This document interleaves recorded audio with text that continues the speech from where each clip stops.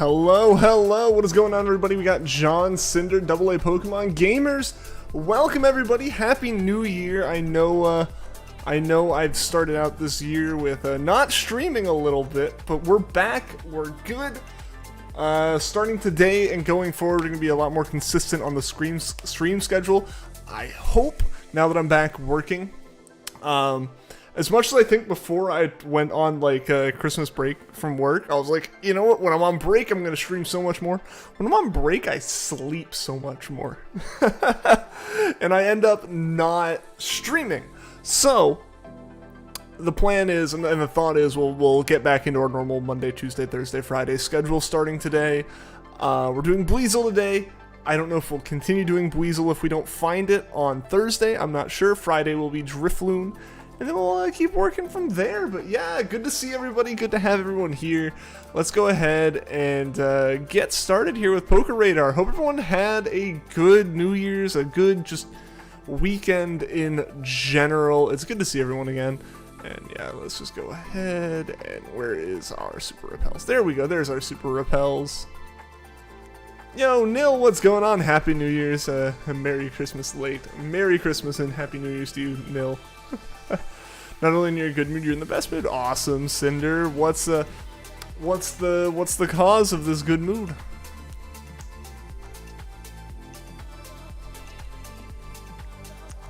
Let's see, can we just start with Weasel, please? Nope. Hey, Adam, what's going on? Welcome back to the grind. Happy to be back, honestly. Even though I wasn't streaming, I was playing a good bit of Pokemon. Pearl. My main Pearl save, the one that I planned on beating like the same week the games came out, just off stream, finally got to Cynthia. Haven't beaten Cynthia, but I got to Cynthia. So that one, I don't have Juan to help me, so it's not going quite as well. But yeah, the plan is, hopefully, fingers crossed, I'll beat Cynthia tonight, which will get me Romanus Park on Pearl, as well as, the real reason I did it was so I could get a second, upgrade. So I could get a Porygon 2 and a Porygon Z at the same time. A shiny Xerneas kind of best mood. Yo, did you get a shiny Xerneas, Cinder? Congrats! Good luck having fun with the shiny hunt tonight. Thank you, man. Thank you. I appreciate it. Hey, Juan. What's going on, man? Welcome, welcome. You found your old 3DS, so you're thinking about trying to fix it. You don't have to use the janky 2DS. Hey, best of luck to you with that. I had to try to fix my rice cooker last night, and I couldn't do that. I've had this rice cooker for like 3 years now, and I've really only started using it in the past year. And it did all right for being like a super cheapo, super cheapo rice cooker. But one day I just, I was gonna cook some rice, you know, as one does with a rice cooker. Put it in there, turned it on, and came back a little while later, and instead of like kind of getting that little bit of like rice cooker smell, not really, like cooking rice doesn't really have much of a smell to it beyond like steam. But it doesn't have the smell of burning electronics, which is what I smelled in my kitchen. The lights were off on the front of the rice cooker. It looked like it had like flipped itself off of cook mode and stuff. I was like, all right, well that sucks. That's weird. Like, did the LEDs go out in the front of it or whatever? Because it was really simple. It had a light saying it was cooking and a light saying it was plugged in. That was it. So like maybe those burnt out, and like the rice was cooked, so it must have died. It probably died as it finished. But so I was like, oh well, that sucks. And I tried using it again yesterday, and it just didn't work. So I was like, you know what? I'm going to take it apart and see if I can fix it, because best case, I fix my rice cooker and save some money. Worst case, my rice cooker is still broken, you know? So, unfortunately, yeah, it didn't look like it didn't look like anything, like, specifically was, like, had, like, exploded on the inside of it. So I don't know, it just died. But it was, like, super cheap and 3 years old, so I'm not too torn up about it. I replaced it for like 20 bucks. This is like, dang it, I could have saved 20 bucks. Trying to play through Platinum right now to get to Battle Tower. to get the battle tower ribbons, and you're sort of burnt out from it all. I can imagine. I imagine battle towers really burns you out. Good luck with the shiny. Hope you get a quick thank you, Cam. I appreciate that. Welcome to the stream. Hope you're having a good day. Yeah, hopefully today is the day for us. Because today is the first day for us with it. I'm so used to like having hunts that are really long, and I'm like, today's the day. Today's the day. It's like today's the only day. But yeah, no, if we could get this in one day, I would be very, very happy. We're going for 2 of them, so I think I'm gonna shoot for like 20, a chain of 20. It's not perfect. It's not, you know, I could go higher, especially when going for a single one, you know, or when going for multiple. I could go higher and get a lot better odds, but I've had such bad luck with chains. If I see a 2 at the front of that and it's double digits, we're sticking with it. Sucks because you're off at the moment until next week. Oh man, it's like, I get that where it's like your motivation and your like ability to play the games just don't sync up. I feel that. I mean, honestly, kind of me with streaming last week, Adam, to be completely real. It was like, because like I had said at the very, very start of the stream, it's like I planned, you know, like early December, I was like, all right, winter break's coming up. I'm taking effectively 2 weeks off of work, like so many streams. Man, I had so much other stuff I wanted to do. You know, family was here, friends were here. Like, it's like, all right, I'm doing something, you know, else, right? Like, also, yeah, I need to fix my script. Yeah. This is something I want to, like, change, but yeah. Whenever I am dual hunting, I gotta update the script, and whenever I'm not dual hunting, I also have to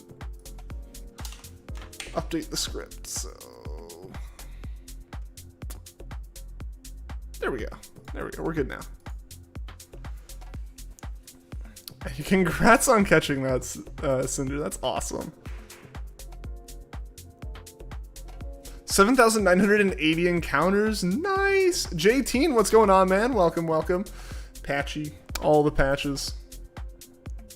I get that, but at this point, I have nothing else going on. I might have to pick up a new hobby or something. I feel that. I mean, yeah, just a different game or something, or yeah, I don't know. Yeah, because I feel that when it's like you set aside time to do something, and then you just don't want to do it during that time. And yeah, admittedly, like I had other things going on that were like, all right, well, I haven't seen my grandmother or a couple of my cousins in like 2 years because of the pandemic. I'm gonna see them because they're in town finally, you know, like that kind of thing. Like there's a little bit of something to do versus yeah, if it's just like you're off and like you want to play games and stuff. I feel that, man. I feel that. Yeah, I was doing Mesprit before. Let's get this back over to the right. Let's get this back over to, there we go. Cool. Yeah, I finally caught Mesprit. For one, I didn't want to end up in a situation like Puffin. If anyone didn't see it, I think Puffin was going for Pachirisu in the same patch, and Mesprit roamed into the patch and got him. Strongly dislike Candace's gym, the battle itself, but at least you only have to do it in Shining Pearl. Your question is, why is the puzzle still confusing? Well, it should be a puzzle. I think it's a different puzzle. They did change the puzzle, if I'm not mistaken, Rose Girl. They just accidentally made it where you can lose. You can get soft locked. But I think you made it through, so you're good. If you didn't have bills to pay the past week, you would have bought the Xbox today. Juan, it's insane, man. It's insane. You've been the one really saying it. Like, you've seen Series S's. You've now seen Series X's. I still think you haven't seen PlayStations, but that's whatever. And you've seen, like, OLED switches and stuff. Dude, I have seen nothing anywhere at all. The only physical version of one of the new consoles I have seen has been the display units, OLED switches, and PS5s. Like, straight up. I don't know, that's crazy, but I get that. I've definitely been in that situation where it's like, oh, that'd be great, but I got rent. Or like, I have a car payment. I can't do this fun thing. Oof, yeah. Chain of 2 and it broke. We had no luck. We had no luck on our last stream. Honestly, part of the reason wasn't motivated when the Starly just took like, we found the full odds Starly, and then and then that chain went to like 29 or something like that. I think it's the Starly that's like third on the podium in the Poketch app. Yeah, that 29 on the podium was the chain that we got our full odds Starly in. Then it broke there. Did not get past 15 for the rest of the night. And that's the thing, right? Like that's where the difficulty of PokerADAR comes from. So it's like, all right, you have to accept it, right? This is for somebody who's seen a Series X since its release, and you've seen 2 boxes on display. That's still crazy, man. That's still crazy. Like, just the fact that you've seen Series S's and stuff, too, is, like, on its own more than me. Yo, what's going on, Wake EA Sports? Is game. What's going on, man? Welcome to the stream. Happy New Year, man.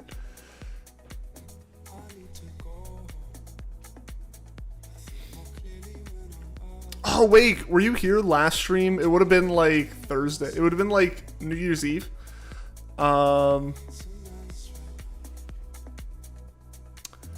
Because I did the race. I did the race that would have been the one that you gave me. It was interesting. It was spicy. I popped in for a bit. Yeah. Did you hear? Were you there for me explaining what happened during this race? Hey, the one and Oni. Welcome to the stream. How you doing? Oh, yeah. So go-karts are designed to have 4 wheels on the ground. Very, very solidly planted on the ground. There's no inclines on this track of any sort. This is a track that is built into the ground of like a Walmart, basically. I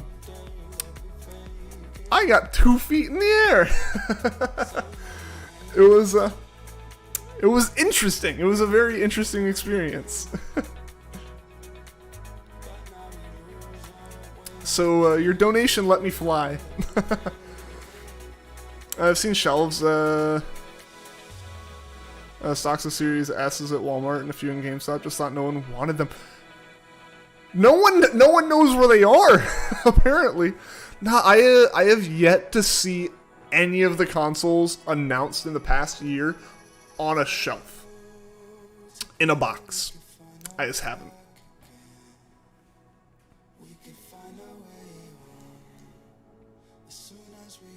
Like, I can understand it to a point. I guess, like, if you're somewhere that, like, there aren't a lot of people to get them, but, like, a lot of Xboxes are coming in. For some reason, like, if they're, like, equally spreading them out, maybe I'm just in an area where a lot of people look for Xboxes. I don't know. Maybe. See my Ian unaliving secret plan failed. Shake my head, my kneecaps. Shaking your head and your kneecaps at the same time. No, it was interesting because it was basically, so it was the Wednesday before New Year's, right? So it was a week. It was a week before before tomorrow, right? Whatever. Tomorrow will be a week after the incident, basically. You know, the Wednesdays when I usually go in and race. And basically what had happened, man, was, Wednesday's the day I usually go in. It's the day that most of the regulars go in. I don't know if it's like a thing that all the tracks under the same franchise do, or if it's just a thing that this track does, that the management of this track does to kind of like keep regulars in. Is like Wednesday nights, the person with the fastest lap time of the night gets 2 free races. So theoretically, if you were good enough, you could just sustain your racing career at this place off of those nights. You know, if you were like able to guarantee you would get the fastest lap every single week, you could just put 1 race in and get 2, and put 1 in the next week and get 2, and just keep going. But so there's some incentive for like the faster guys to be out there. And also, it was the last week of the year. All of our times on the leaderboard reset on the 1st. Like the big leaderboard they show in the building, like on the screen when races are waiting to start, that it kind of rotates through, is like fastest times of the year. So a lot of us were there to try to bump up a little bit more on that board one last time. So there were a lot of regulars there, a lot of people who knew what they were doing, and there were also a lot of employees just off shift, and they get a couple races like that they can run during the weekdays, and so that's what they were doing. So we had, I think, like 7 of us there, ready to go, and we were like, hey, you know what? Let's do something a little bit different. We decided, instead of just like doing the normal kind of thing, which is like a qualifying session in standard racing, for those who might know that, you're basically just going for best time. It doesn't matter how much you pass people. It doesn't matter if you like start at the front and end up at the back. It doesn't matter, because you can just like do your fast lap and then like pull off to the side and let everyone by, and then pick back up in the back of that line. And that's to an extent what happens. Usually we kind of spread out on the track and give each other like a little bit of a bubble. And so that's what we try to do. But like, we had enough people there that were like, hey, you know, most of us here run the tournament races, which are grid races, basically 4 position. You want to go across that finish line first. And so like, let's run that unofficially. Can you do that? And the employees like, yeah, that's fine. So we lined up actually just like, to give ourselves an order, we lined up like heaviest to lightest, so that like the people who were lightest and had an advantage were at the back and had to do more passing. And it was fun. It was a lot of fun. But right before we started, another employee and his cousin showed up. The problem is, they didn't read the room that every single person who was running a race has run triple-digit numbers of races over the years. Knows how to drive, and this one dude showing up and has never done it before. The employee was fine, but like his cousin had no clue what he was doing. And he gets slammed into this race because it's the race running. As you think he can handle it, and so we run it. That guy ends up, the cousin ends up behind me at the start, and the first turn we go into, he slams me. I'm like, all right, he doesn't know what he's doing. Fortunately, you know, at least like, you know what, he got past me, but he's gonna mess up immediately. I'm gonna get back past him, and I won't see him again after like the second lap of like 14 laps, so it doesn't matter. End of the first lap, we hadn't even crossed the line yet. After the start, he just spins in front of me and stops, so I have to stop. The people behind me did not stop, and it launched me. I went into the side of this dude's cart, and it was squeezed, so my cart had to pop up. Like, had to pop out of there, and it popped up and went over. This was a week ago. I know it was a week ago, Twist, but Wake wasn't here last week to hear it, and Wake's the one who actually, like, effectively paid for that race. So I wanted to tell him how he basically paid for me to go flying. But also, Colin, welcome to the stream, man. Sorry for not saying hello earlier. I went into story mode. Been able to get an S for retail, but it had to ship to store. X's are still unavailable. Like, that I definitely see being a bit more common. I think just, it's weird with, like, Juan's situation, I guess. Like, the fact that there's, like, shelves of them, and I'm like, what the heck, how? Literally near Atlanta, not in it, or in a 20-mile radius of Atlanta, but it's close. I think it's populated enough to have some demand for them. Apparently not, since the S is everywhere. I don't know, man. Maybe like people in Atlanta just don't know to go down there and get them or something, or go out there and get them or something, right? You excited for Sunday? Sunday, or are you talking Sunday or Saturday, Twist? Like, I had no idea what he was doing, but he may have thought it was random, but it was me. Yeah. It was Wake in a costume. Ah, I see how it is now. No, but basically, so that dude had to get taken out of the race, because, like, it's policy that, like, if your cart goes on top of another cart, the cart that got smashed has to get taken out of the race, because it's damaged. So that dude got pulled out. Fortunately, I think I just kind of, like, went and kept going, and they're like, whatever, and let me finish the race, because the mechanic came up to me afterwards like, what cart were you in? So he could go check it, but I managed to crash with so much force that all the bumpers deflected me over all the actual fragile parts Saturday. Dude, I'm super excited for Saturday Twist. I'm really excited for that. Having been helping for the past, like, you know, like 4 months or so at this point, I'm excited to see the new stuff. Hey, Mr. Wenz, did I get all the Starly? I have not. But I want to do something a little bit different. Even if it's still POKERADAR, I wanted to mix it up a little bit. And Shy, what's going on? Welcome to the stream. Rose Girl, had your avatar wear the platinum outfit in the snow routes and Snow Point just because you thought it was a random fun thing to do? Hey, that's awesome. When you went to Mexico, they had PS5s on the shelves. Really?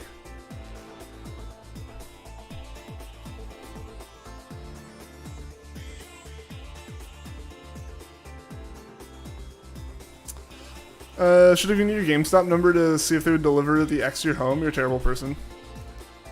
Oh, to someone. I mean, I'm not saying like I need an X1. I'm not saying that like in any way. I don't have a desire to buy any of the new consoles. The only one I wanted at any point was an OLED Switch. Yeah, the only one I wanted at any point was an OLED Switch. But I got my V2 Switch. I'm fine now. I don't need to be buying more video games stuff. You know, that like over there, that like the new donation goal being like just for a new cap card. That's the only like techie thing I need right now, or have any, not even need, but like have a use for at the moment. Because yeah, I play all my games on Switch and PC. So the Xbox thing was out of amazement that you have consistently found them. And like, for me, we're almost out of, like, we have nothing right now. We have like, you're lucky when the stores have like Pro controllers brand new in box. It's weird. It's weird. It's weird seeing the like difference there.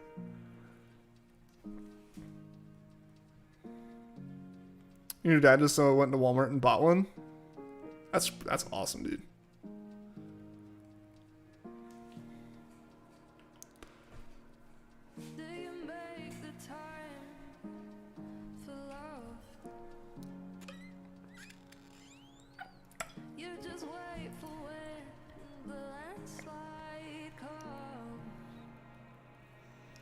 You see again Mario Kart Double Dash and the bonus disc. That's awesome, Shy. Was it a Christmas present, man?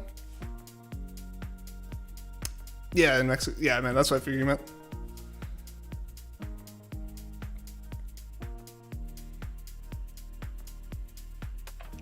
Yeah, no, that's really cool that they have them there and stuff. And like, I think that's probably at least a little bit of a sign that it's getting better, right? Like, I imagine at some point, you know, you wouldn't have even seen them in Mexico. You wouldn't have seen more Juanes, you know, like you wouldn't have seen them anywhere. So for them to now actually be showing up in places. Granted, I think I said this like several months ago when Juan first started pointing it out.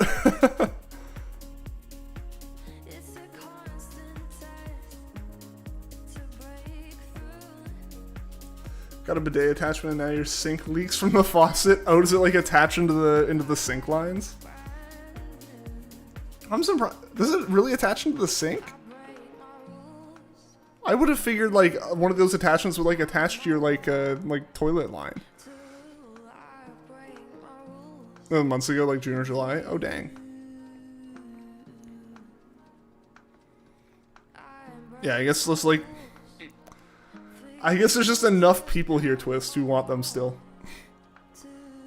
Hey, what's going on, Z4? Welcome to the stream, man. How are you doing today? Attaches to the hot water. Good point. Okay. I didn't think about that. Yeah. That makes sense for why I would attach to the sink then. I think I'm also thinking about the layout of my bathroom where that would be really awkward. Because, like, my bathroom's got, like, the shower and the toilet in, like, one room. And, like, the sink is closer to, like, the hallway.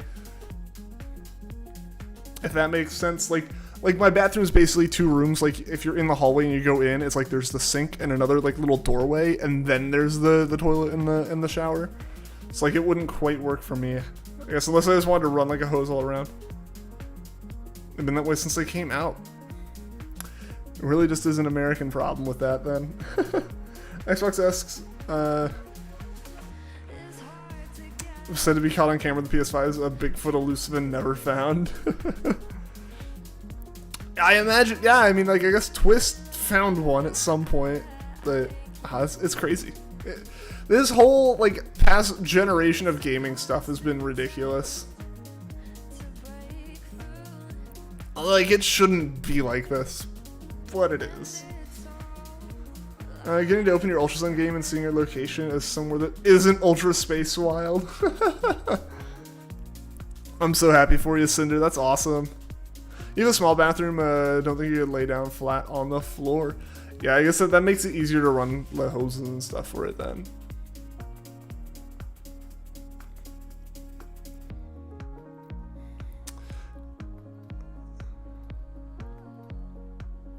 But yeah, so Shy, have you been playing Mario Kart, man? Have you been playing a lot of Double Dash? Because how you get your pay now, due to the change in management, your membership isn't renewed until you get money transferred to your main account. Hey, no worries about that, Z4. No worries about that. I understand. I started my new job in like May. I am still to an extent getting used to the new way I get paid. I understand that. And yeah, never feel like obligated to do it, man. Never feel obligated anyway. You've been playing. Awesome. Hope you've been enjoying it. I think it's in the company's best interest to have this big of a demand. Oh, absolutely. Absolutely. The only thing that they would potentially want more is they would want to ramp up production just enough to keep this like insanely feverish demand where it is, while always being able to, like, always having a console to sell. Like, their ideal circumstance would be to have a single one sitting on the shelf for someone to walk in and pick up, and then it's gone. Just long enough for the next person to, like, still want to buy it at the crazy prices. Granted, but so that's the thing, right? Is, like, especially, like, if a company, like, if you're Sony or Microsoft and you're still selling these at a set price, it's in their best interest to stock shelves and let people buy them. Because, you know, with Nintendo, when I walked into a GameStop or a Walmart or a Target or whenever I walked into a store hoping to buy an OLED Switch, if it wasn't there, that was a sale they missed. You know, so like, it is in their best interest to have high demand, but it is also very much in their best interest to meet that high demand with a high supply, especially when their price is fairly static. There's a number they want to hit with that. All right, guys, 1, 2, 3, 4. If this BUIZEL sticks, I think we might stay here. You got the worst game of your life because you knew you were playing Double Dash, but then stopped reading the disc and thought it was too scratched. It was just dirty. Yeah, that happens. I think they could probably fix it if they wanted to. A shortage only exists in countries with very high demand.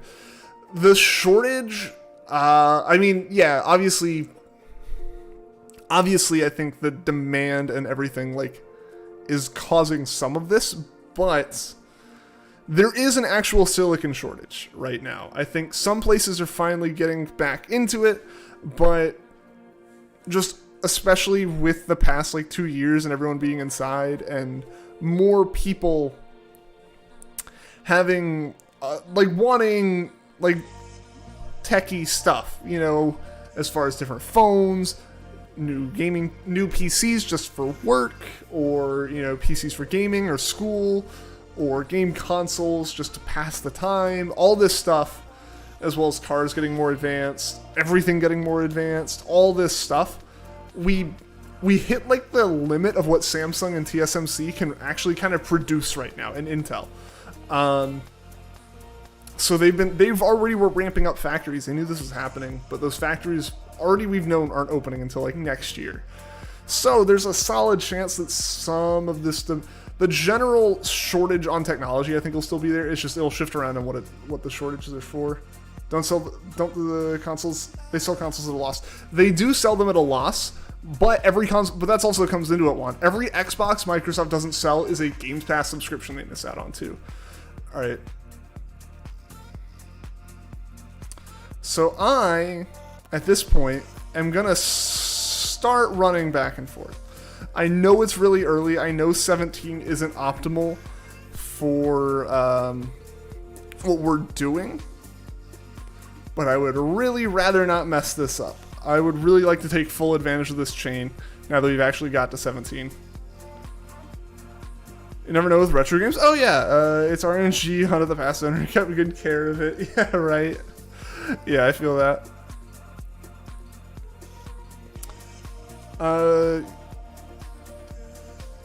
Yeah, so it's not like it's on Microsoft and Sony to say, we need to make more. They know they need to make more. It's a matter of they can't. I'm gonna print fake cover art, so you can have the real art and not your custom art. You're gonna go print the real one. The bigger problem is that they know that selling consoles on websites are just being scalped, and they could sell them in store only for a little while just to give some people a chance. I mean, yeah, but I mean, I guess like in your case, one, they are doing that, right? Like they have them there, and now they're just sitting on a shelf.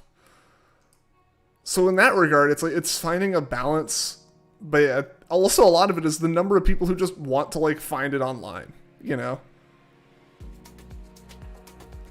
I think there's better systems for handling that like stores should really take into account when it comes to these sales online, in terms of like queues and stuff like that. Like I think looking at the NVIDIA like 30 series graphics card shortage, when that first hit, all of the board partners who sell directly off their own, off their own websites, like basically like board partners, just for people who might not be aware, who understand GPUs but might not understand what a board partner is. Like NVIDIA makes like the actual like chip, like the graphics chip, and then they sell those chips to companies like EVGA or MSI or Asus and stuff like that. And those companies design all the fancy coolers and the actual circuit board and stuff like that, and then they sell it. When that happened, EVGA rocked it. They had a first come first serve queue. Basically they had a queue. So you would show up and be like, hey, I want to buy a graphics card. And they're like, yeah, no surprise, we're out, but you're next in line. The line might be 10,000 people long, but you're next. You're now 10,000 and first. And despite it looking like there are none out there, they're selling hundreds and hundreds and hundreds a day. You know, so if you're 5,000th in line, it might take you like 2 weeks before you're up at the front and get your chance, or it might take you a month. But, you know, they're producing so many cards every day, and so EVGA handled it because they had this queue that worked really well, and it was pretty scalper resistant from what I could tell. But yeah, being in store helps prevent scalpers because you can say like you can only buy one of these. I feel like if you're talking about a store like a GameStop or a Walmart right now or something, I think their best bet would be to just make it all store pickup, if they can. I say this as someone who purchased an Xbox and had it shipped to my house for like a Christmas present. But if they want to deal with the scalper problem, I think the best of both worlds is get them to stores and make the stores sell them online. Or at least like give the stores, you know, X number of consoles, half of them have to be sold online or something.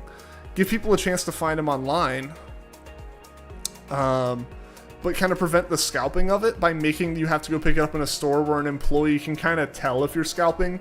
You know, if you show up and try to pick up 10 separate orders that are just individual Xboxes on each of them, they're like, yeah, nah, we're not letting you do that. But you can still, you know, get in a queue and not have to like constantly check in with the store every day, you know? Like where you live, where there's never just be in stock for those places, yeah.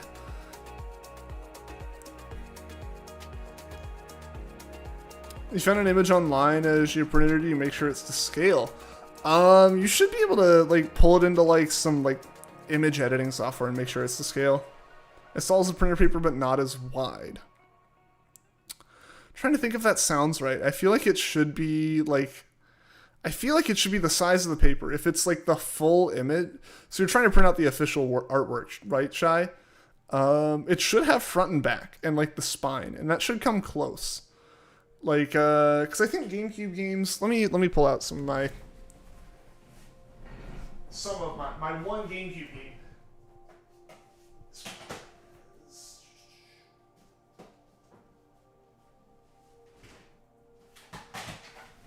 Okay. Yeah, so 360 games and GameCube games are the same box size. But yes, like this is my GameCube, my one GameCube game, and just comparing it to the box I have for another game, they're the same size. This game I got from a GameStop with no cover art in it, which is like Crash of the Titans, some Crash Bandicoot game.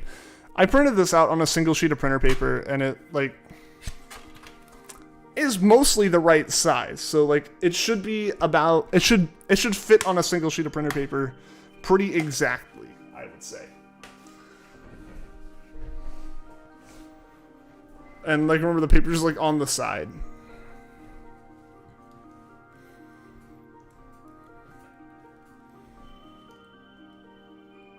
Also, guys, thank you to all those who have left a like on the stream. If you haven't left a like yet, I would greatly appreciate it if you did. It helps out a lot. Hopefully, we can get to 20 likes today on the stream, guys. That's my goal for this evening.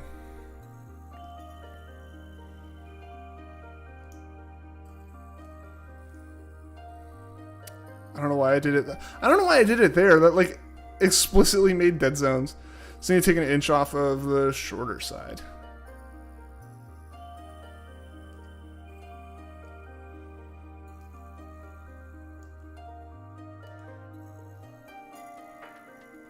Actually, I don't know if I had to cut that or not. I don't think I had to cut it. I think it printed like perfectly the size. I'm not sure though. I could be wrong.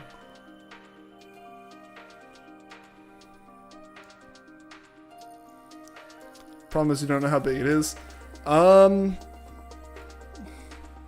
know. I mean, basically, you could probably look up online like what's the size of like a GameCube game box, like a disc box cover art kind of thing, or like what's like the dimensions of like GameCube disc cover art, and print out from there. And like you should just be able to like make your canvas like in like paint.net or something, make it, you know, 8.5 by 11 inches or whatever it is, and print it that way.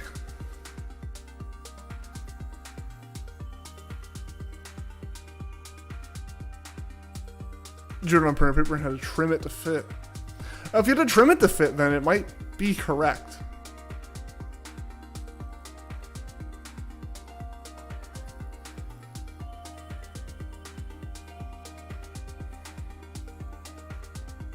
I'm trying to stay out from behind the windmill because it's going to get really scary if we get stuck there.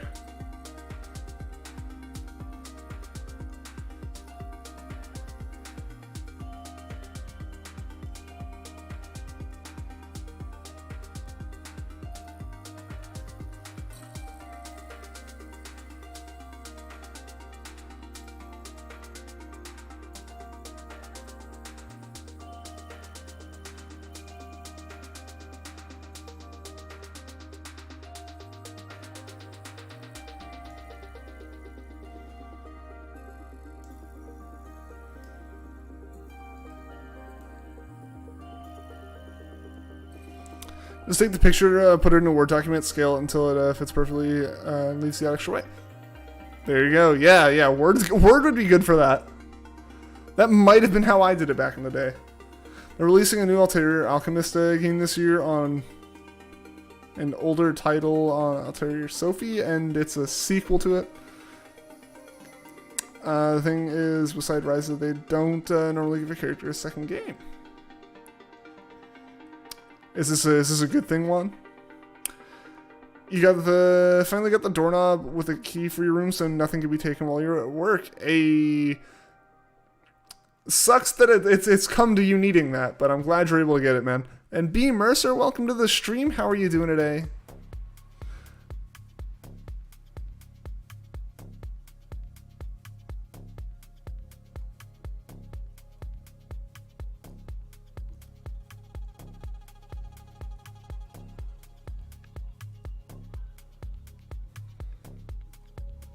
Yeah, not gonna buy Office just to do that. Fair.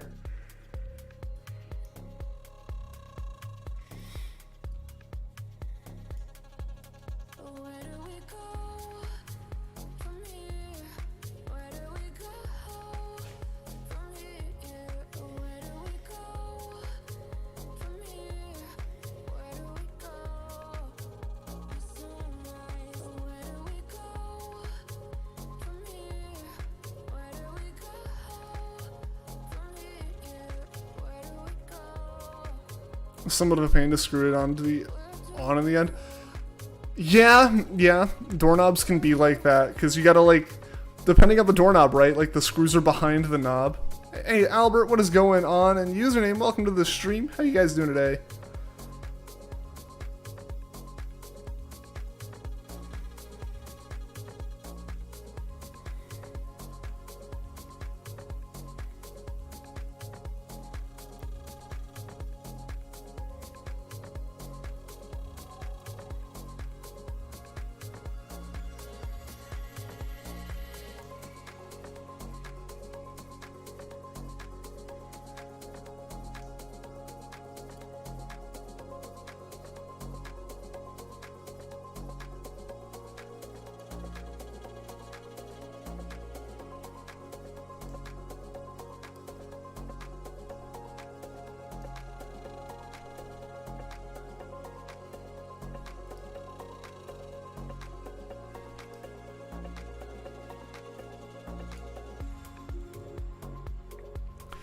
How it goes, for example, is the 3 games story would be Sophie, then Rorona, then Mururu. The thing is, they would be in the same timeline in a trilogy, each with returning characters. But like this one's like, instead of like being in like kind of focused on another character, it's like main focus is the same character again. Don't you just love to force your friends to go watch a stream with you? I mean, my friends did that to me. I've enjoyed watching those streams. The screws behind the knob of your screwdrivers could barely fit. Yeah. They need to make a like bendy screwdriver like a bendy straw. Don't actually force them, just ask them. Yeah. Yeah, guys, if you haven't left a like on the stream, I would greatly appreciate it if we could try to get to 10 likes here real quick. It helps out a lot. I really do appreciate it. And for anyone new who is hanging out, if you haven't subbed, I would also appreciate that. Thank you for coming to my TED Talk. Word is dumb and will let you move the image so you can't get it to fit. That's weird. Word is weird about images. That's fair. That is fair.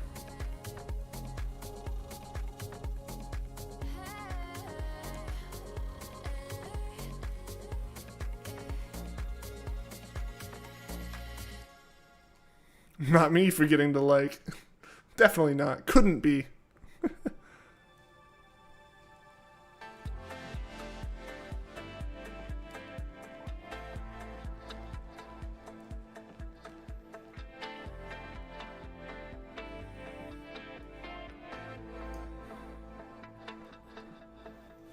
Casually taps on another video on accident. How could you, username? I feel betrayed.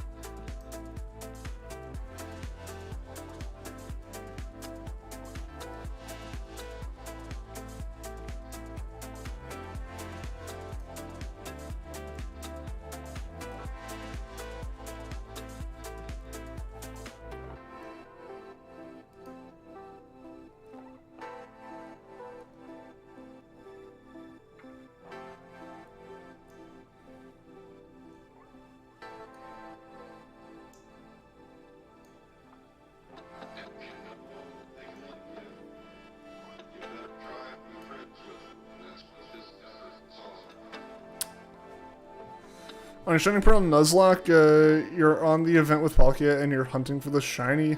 Since you only get one. Fair enough, man. Fair enough.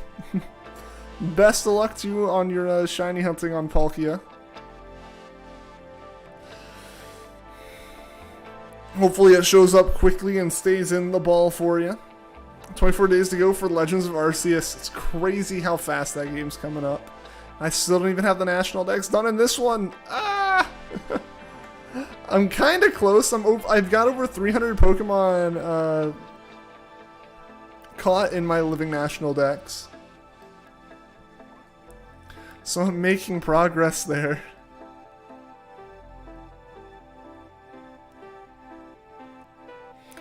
Rise is the only one who broke this rule. What's the anniversary of the Alchemist series? I wish they back to the Game Boy Advance days, and Sophie is the first 3D Major Trilogy title game. Interesting. So I guess it's got a little bit more of like history to it, and that's why they would do it.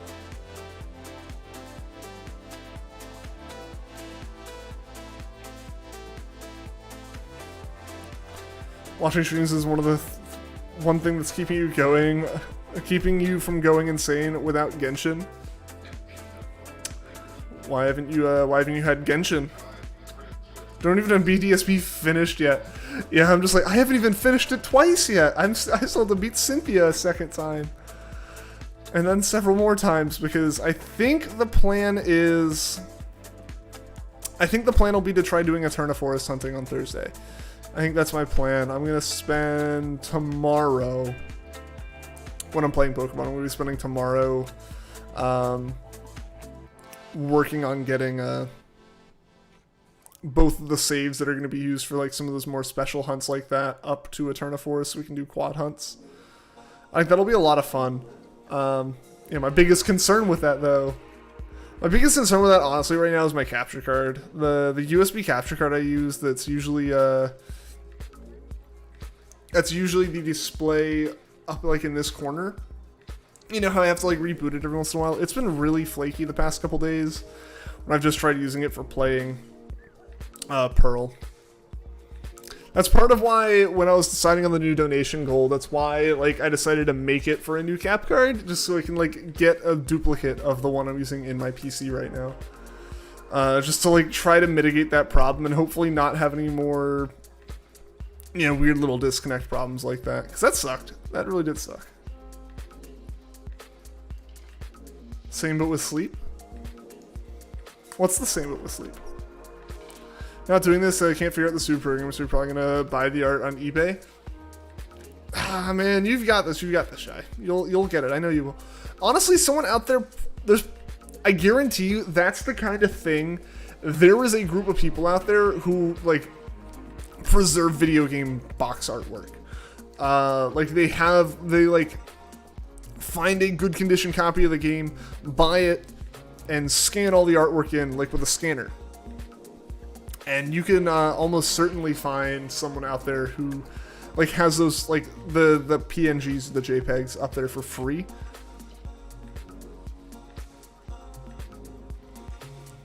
Yo, what's going on, Alan? Welcome to the stream, man. How you doing today? Happy New Year to ya. When you go into print, you can choose the size. There you go.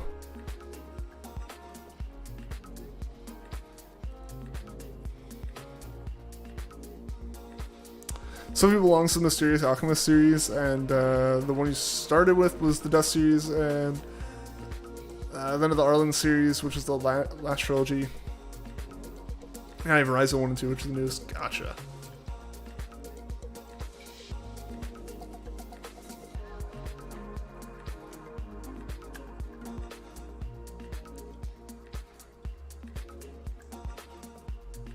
Happy New Year to you. Thank you. Never mind. Oh, did it not work?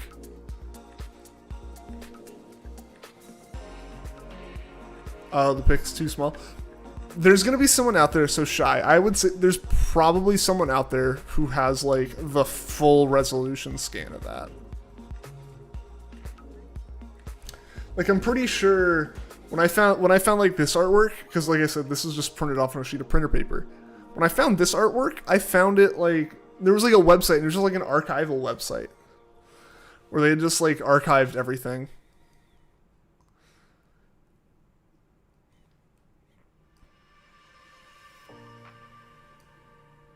And I think, yeah, I might have slapped it in Word or something and just like, yeah, oriented it so that it would print out properly and then just printed it. You're hunting BUIZEL too? Best of luck. Are you doing are you also doing POKERADAR for it?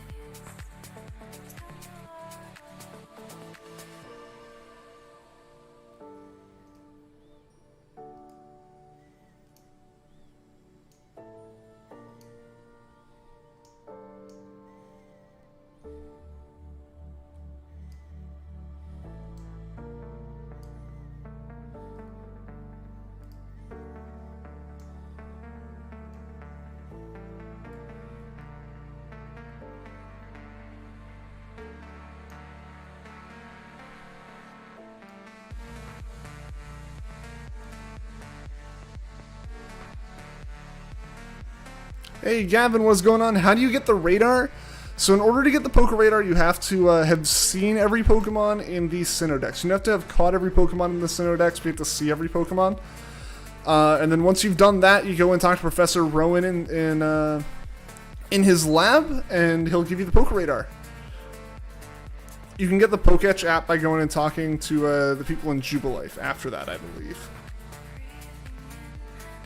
But how's it going, Gavin? Welcome to the stream.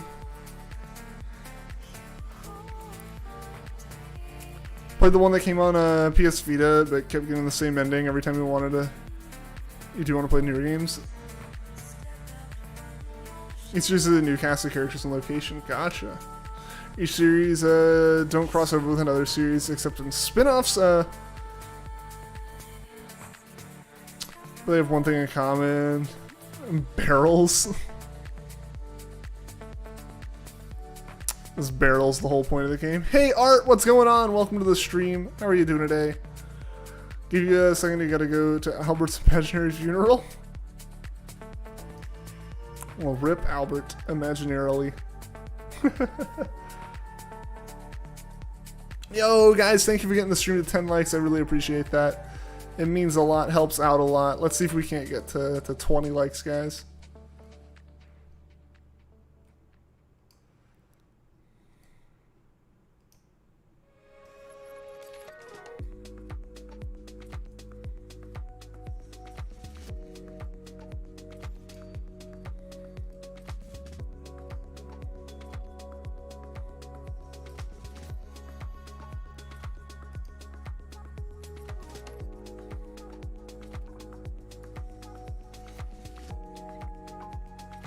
Fell off the walking thing and almost dead.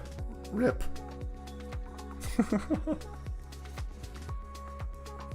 Sad. Pour one out for Albert. But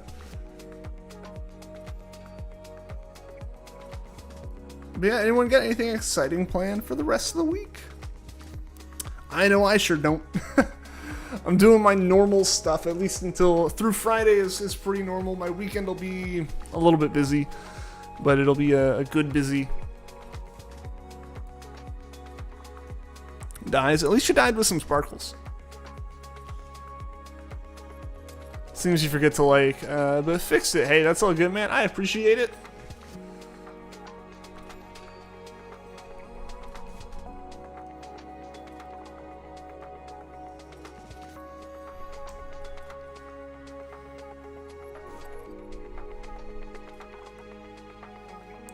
Start training for your promotion tomorrow. Oh, that's awesome, Colin. Congrats, man. Got the funeral ready tomorrow at 12 a.m. It's an interesting time for a funeral. It feels like a time where you're trying to like raise the dead, right? Like a funeral at midnight is like just an attempt to like maybe zombify them and bring them back. The Weevil Mobile costs too much.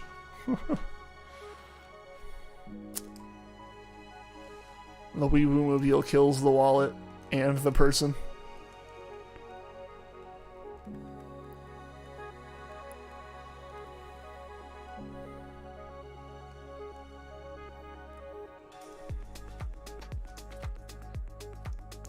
It's not possible. Can't get it to work, man? Ah, I'm sorry, dude.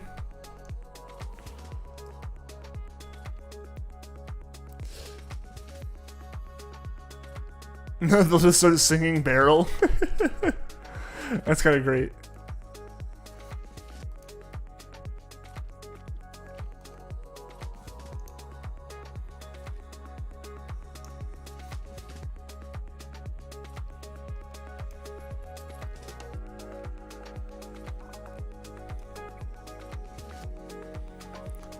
So how does the radar hunt work? So the way radar hunting works is you have the POKERADAR, you go into a patch of grass and you use the POKERADAR, and it makes some grass shake, like you see the grass shaking above me on screen now. When the grass is shaking, you want to walk into a grass patch that is... This part is weird to explain because it's 4 steps away, but it's like not necessarily, it might be more than 4 steps. You have to imagine it like a square, like 4 squares around you. Like where I am now isn't a square, but then the first square is like right here. All of those are considered to be 1 step away. Then, you know, if you went down here and you went all the way around like that, you know, that's ring 2. Then do the same with 3 and 4. You want one that's in the 4th ring because that gives you the best odds of the chain continuing. You go into that patch of grass, a Pokemon pops up. If it's the one you want to chain, you will either KO it or catch it. Recommended that you catch it, because if you catch it, you get like a 5% boost to your odds of the chain continuing. That or a 10% boost. It's a crazy good boost to your chance of the chain continuing. So you end up with like a 93% chance of your chain continuing every time if you're in the 4th ring out from you and you catch. And then from there, you just... The higher your chain goes, the more likely it is for one of these patches of grass to not only shake, but to sparkle. That is the key, is that what you're trying to do is getting a patch of grass here to sparkle. You can have a maximum chain, or you can chain pretty much infinitely, but once you get to a chain of 40, your shiny odds are maxed out at like 1 in... what is it, guys? Like 1 in 99 or something? Basically 1 in 100. There's a 1% chance for each of these patches to shake. So like, you know, 4 patches spawn. So like that's, you know, 4, like a 4% chance effectively. Not quite, but a 4% chance of something having spawned, right? Like it's 4 1 in 100 chances. So odds are every like 25, resets of the radar, if you're at a chain of 40, will have a sparkling patch of grass. We're only at a chain of 17 because people have kind of like tested it out and have found that the amount of time it takes to get to a chain of 40, including all the failed chains, is longer than the amount of time it takes to just run back and forth and do like 200 resets of the radar instead of you know, 25. So that's where it comes from. You're in a chain of 20 BUIZEL. Nice, dude. Nice. You're at a pretty good point where you might be able to do what I'm doing, where you just kind of reset the radar like this. Which, like I said, I'm just doing because I've struggled to get to a chain of 40. The barrel mess is on Discord now. We'll have to check this after stream 1. Singing goals, at least they won't be shipping you with it anymore. When trying to screw the doorknob, the screw just slipped 2 times and drew some blood from your hand. Oh, I'm so sorry, Z4. That sucks. You'll start resetting? Yeah. Just make sure when you're running back and forth that, just make sure when you're running back and forth that, like, you don't run into a patch of grass. Found 2 shiny starting the time of E and rage quitting with a chain of 20. Yeah, I really should have stopped. I was dumb to be, like, almost to 30 and continue going. I shouldn't have done that. That was a bad call.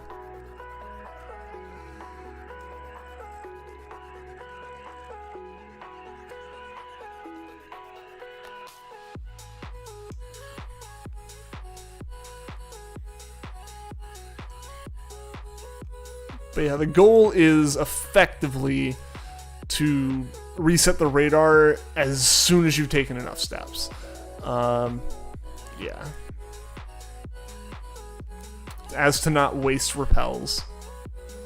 Yo, Peter, what's going on? If you go to 40, you get a chance of getting loads of shinies. You got 15 shiny Bonsley yesterday. What's going on, Peter? Yeah, I mean, there is the chance of that. I have no need for any beyond the 2 that I need to have a BUIZEL and a Floatzel. So in reality, for me, I should probably be going to the mid-20s, just because I need 2. The 17 number comes from people wanting a singular shiny Pokemon in terms of the timing. So if you want 2, 3, 4, 5, whatever it is you want, getting closer and closer to 40 is probably better. My thought is probably that 40 is where you want to go for anything where you want 3 or more. You probably want to be around, I would probably just kind of rough estimate, say like 30-ish for 2. But I've just had such bad luck with chains recently. I really just want to find a shiny as opposed to going all the way up to odds yet. Or going all the way up on that chain yet. Perpetual Potato, what is going on? Have you had more success with 17 or 40 chains? So I actually haven't I have successfully used the 17 chain thing once. I've only tried it twice. And the other time I tried it, I ended up getting a full odds shiny. So, like, I don't know, it didn't really feel like it should count in that. I did successfully use my 40 chains twice. Once to get Bidoof and Bibarel, and then I actually just, like, without even resetting, got a shiny Shinx in a shiny patch on chain number 39, and then continued that on to get 2 more Shinx for Luxray and Luxio. That's why the number 1 and number 2 slots on my POKERADAR are both 42. The Starly chain there, we actually found a full odds Starly in that chain. No sparkle patch or anything like that. Just walked into a normal patch and it was shiny. On like chain 4. And then I just kind of went until it broke. So the first like couple days of doing POKERADAR, I had really good luck with chains of 40. Because, like, you know, I got the chains of 40 within like 30 minutes each. Whereas, like, last time I was doing radar, the last stream I did radar in about a week ago, I had horrific luck. I had no fun. It was not a good time. I couldn't get a chain to go over 15. So I feel like people have done the math. I kind of would like to do the math on my own, but that's a lot of number crunching to do. I would like to see which one's better. But it does seem like if you want a single shiny Pokemon, a chain of 17 is going to be way more beneficial to you than a chain of 40. For me, I want to know where you want 2 shiny Pokemon, where that lands in here. Yeah, you get that, but if you want multiple, but if you just want 1, then you go for 1700%, yeah. I think 40 is necessary if you care about stats. It's painful sometimes, though. Yeah, see, and that's another thing where it's like, I almost feel fortunate that I don't understand competitive Pokemon enough to care about stats. Care about IVs or natures or anything like that, or hidden ability or anything. Not really outside of like specific hidden ability Pokemon that help with shiny hunting, I haven't had much interest in that. But yeah, so I get that. Hey, Silver, what's going on? Welcome to the stream. Probably gonna try doing an SOS on Ultra Moon if you can get False Swipe or something. Yeah, best of luck if you do that. It was Rage Quit territory that stream. Dude, I mean, I think there were multiple times that I just like bent over in my chair and kind of screamed away from the microphone. Yeah, so I just want to, that's part of why I'm doing the 17, is it's more expensive in terms of repels, but I do just kind of want to find a shiny without the chain breaking, so. Have bottle caps and mints for that. Yeah, if you ended up actually caring, that's fair.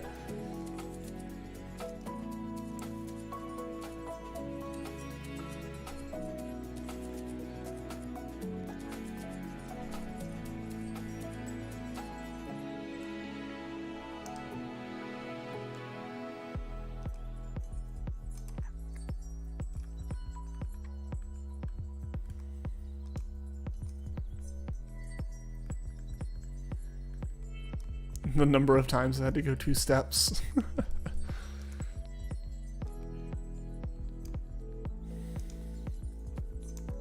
Yeah, I probably deserved the bad Starly chains after my like disgusting levels of luck previous to that. The Full Odds Corsola, the Smeargle that absolutely should not have like stayed as a chain. And then the Full Odds Starly, like, I have to accept that I've had good luck. It's just that one instance was horrific. Yeah, on top of that, like, my Piplup luck was good. I got the shiny Piplup quickly. Excuse me. I am tired. I'm adjusting to a bit of a new schedule, so apologies for that. Hopefully it'll overall mean less of the yawning, but I think right now it's going to be a little bit more. I've tried to cut a lot of sugar out of what I drink, as well as like trying to cut caffeine entirely, because I've mentioned it before. It's like caffeine really, if anything, just kind of makes me like feel stressed when I have it, and then like the next day at the same time I get tired. So like for me, it's never a good option, especially when I want to stream, is I'll end up having like, you know, something with caffeine in it around dinner or after dinner when I'm out and about, and then like the next day I stream and I'm just dead tired. So I'm trying to cut that out, and just in general, for the sake of not drinking so much junk, drinking like just water and stuff. So many of the ways that I keep myself from yawning during streams are gone, but hopefully long term it means less yawning. Also, I've started trying to use my bike again more, even just like stationary, watching TV here or something. And yeah, that's been exhausting. Mindless a tired boy. Yee.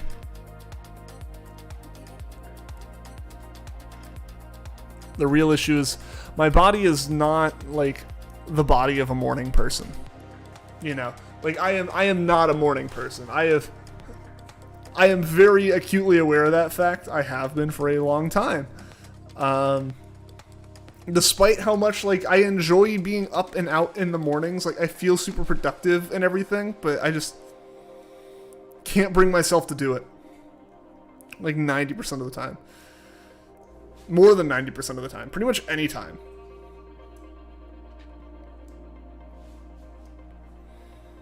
But I have to be up early for work. So like it's one of those things where it's like my body's kind of like fighting that a little bit. We are Rowlets. You know, chain 25, you're scared to go above that. Hey, that's fair. That's honestly 25 is probably a really good spot to be in Alan and start resetting at that point. If you're going for a Buizel and a Floatzel. If you're just going for Buizel, I would absolutely say 25 is good enough, man. Wake up around 4 or 5 and be in bed at 10 p.m. Dang, one. Yeah, I don't know. Like, I feel like I wake up more later at night. Which is really bad when I need to go to sleep to be up early. Because, yeah, I'm struggling through my morning meetings, usually.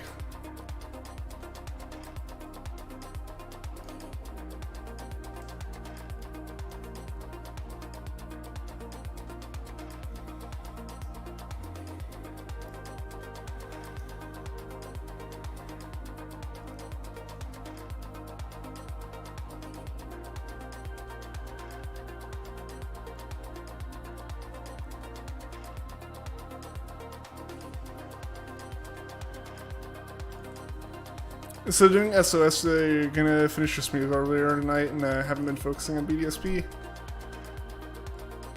Doing some Smeargle radar. Are you doing it the same way I've been doing it? Unlike YouTubers, you do see a sunrise. Dude, I love seeing, like, maybe not necessarily like the sunrise, like that's kind of neat, but like, for me it's just like, there's a certain like vibe to like late summer, early fall, or just like spring like mornings, like super early, when it's like, it's very obvious that like the world as a whole is still kind of like waking up, and it's like, oh, I'm out and about, I'm doing things, I'm like walking or whatever, like even like it's just going on a walk or something, or having to like go do something somewhere early, and it's just like, heck yeah, I'm out, I'm doing stuff. It's like, it feels so good. It feels so good, but then like, when I actually have to get out of bed to do that, like sleepy Ian, like Ian in sleep mode just like takes over, and it's like, nah man, nah, you don't want to do that, you want to stay here. I had one classmate describe it really well one time. As far as like my sleeping goes, I have like a really heavy inertia, where it's like, it takes me forever to get tired enough to go to sleep.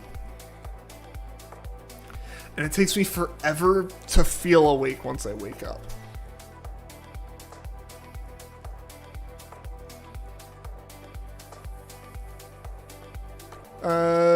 Should try have just your POKERADAR registered on the hockey. It's much quicker once you break your chain by using the bike on accident. I have heard of people doing the bike thing, yeah. It's a thought. It's definitely a thought.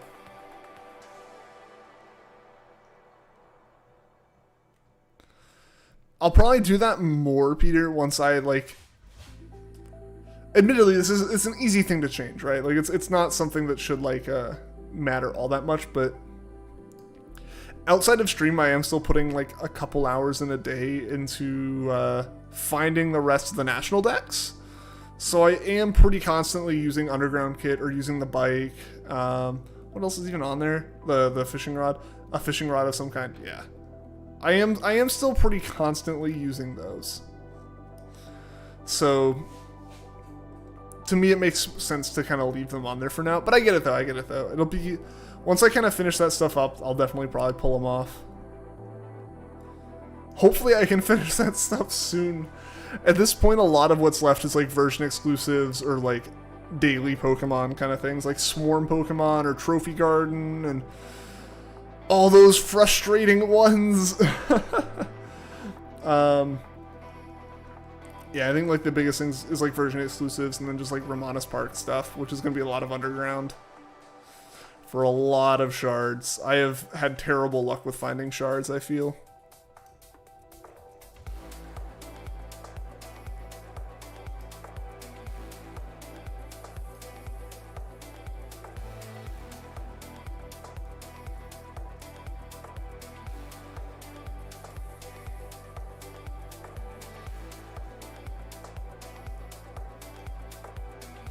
Barrel, barrel, barrel, barrel. It's a nice barrel. People wondering why you're talking about barrels so much, yeah. I can understand their confusion. Most annoying thing for the national decks was Heracross took you and your friends together 3 weeks. Dang, dude. I've been checking my my swarms every single day I still haven't gotten a Pidgey Swarm.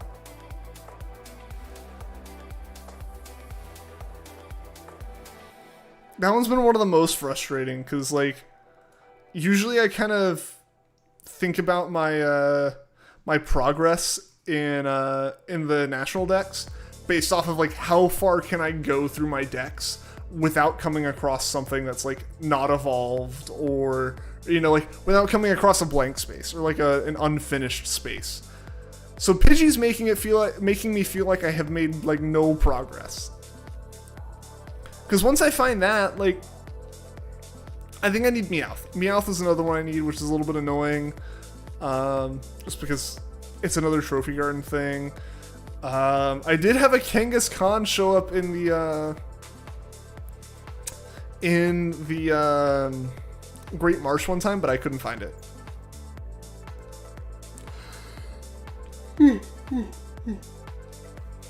Excuse me. Yeah, so I really wish all the Great Marsh Pokemon had another way to find them, even if it was like super rare underground spawns. Let's get Igglybuff from your garden. Luckily got Eevee, but not sure what else you need. Yeah. Yeah, there's a lot of garden Pokemon too. A lot of the baby Pokemon. Yeah, Eevee. Meowth is the one I really need from there. And, like, because I've been trying to do it solely with my games, like with my two main saves, it's like I really only have 2 shots at each of them each day. And Pearl still hasn't beaten Cynthia. I'm probably going to have to give up on it on my current Elite Four run and do it again after I've trained up some more. I think I might have to accept that.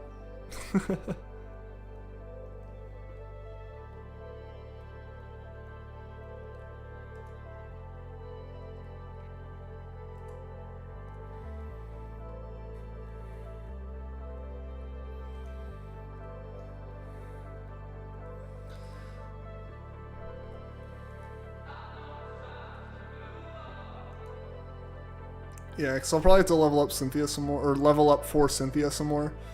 Because I really just plan on hopefully walking through it. Went unprepared again for the Elite Four. Hey, this time I had a Torterra on my team. It basically ended up being the same team. Yeah, I had Rapidash. I had an underleveled Rapidash. I had Palkia.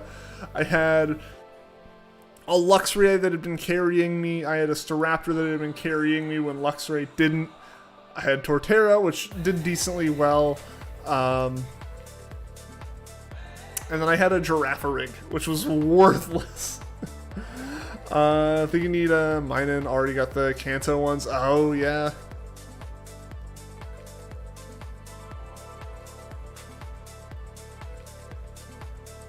I did get Cynthia down to like half health on our Garchomp.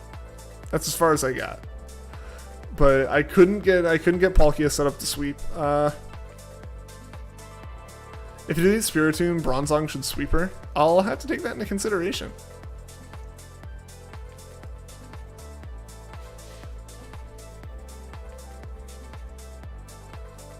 Because yeah, I was just not prepared. I was hoping, despite knowing it wouldn't work, I was hoping to just kind of walk through it. The same way I had hoped to just walk through it with Diamond. But this time I didn't have a wand. I didn't have wand to help me and bail me out.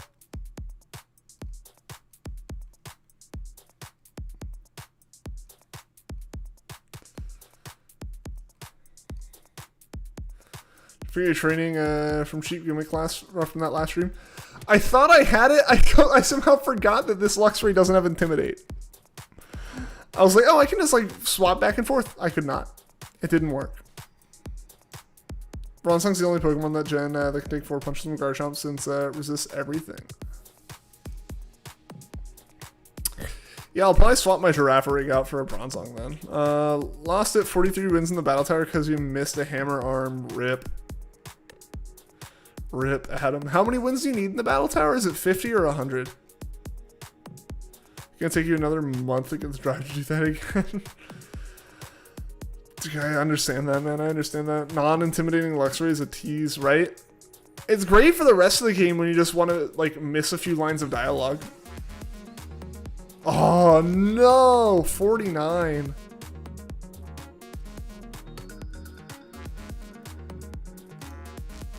$49 for the Ribbon, 100 for the Trainer Star card star. Rip Adam, dude, that's so close, man. I feel for you.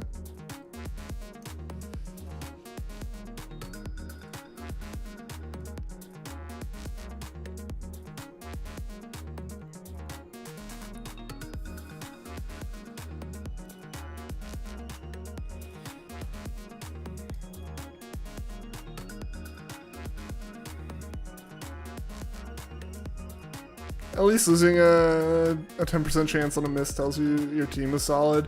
Yeah, like that's like the one thing that got you there was like just an inevitable occasional miss. Yeah, just unlucky. Yeah.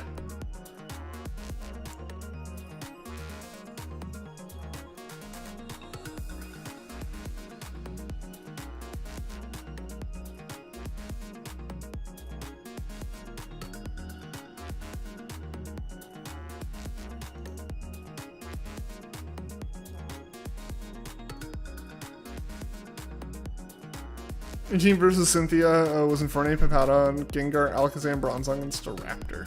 Nice. Finish your first Nuzlocke and Diamond by Intimidate, switching on Cynthia's Garchomp to like -4. There you go, yeah. You just have to keep doing that and like... Yeah, you have to do that and like hope she doesn't Swords Dance it back. Luxray and Staraptor. Oh yeah, yeah, I mean that's how I beat her in Brilliant Diamond. Was that and like the Dialga that Juan had set up.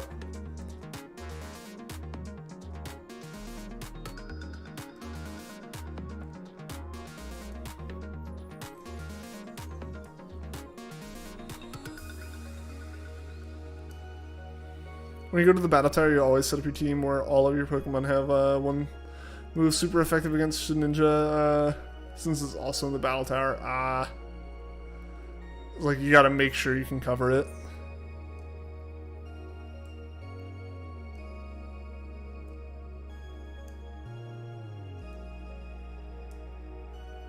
If you ask me, using Legendaries and Studios cheap versus Cynthia, I don't care. I just wanted to beat her so I could get POKERADAR and Shiny Hunt. I just wanted to beat her. Because for me, most of the game is post game, right? Like I've put like 4 times as many hours into the post game, or more than 4 times as many hours into the post game already than I did into the actual game. Ian is super cheap. Oh yeah, yes, 100%, 100%. I imagine most people would also consider an offensive amount of grinding to be bad. That's how I play. My cat just... I heard my cat slam something. I don't know if that was her opening a drawer, or if that was her knocking something down. She's gotten more curious about stuff in the kitchen, so...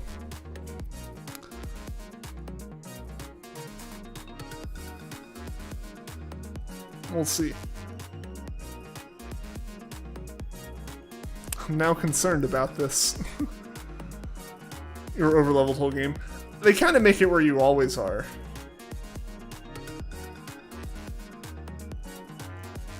But like, I would level to like twice the level of the highest wild Pokemon I saw until I was like level 70. Zero counting XP share, 2 OP if you ask me. It's like, I don't mind the XP share being in the game. I would admittedly use it like as like a full team XP share. I don't mind that. I just wish they would make it optional for people who don't want it. You know? Like, let people turn it off immediately. I don't see why that doesn't, like, why that isn't necessarily a thing. Like, why can't that be a thing?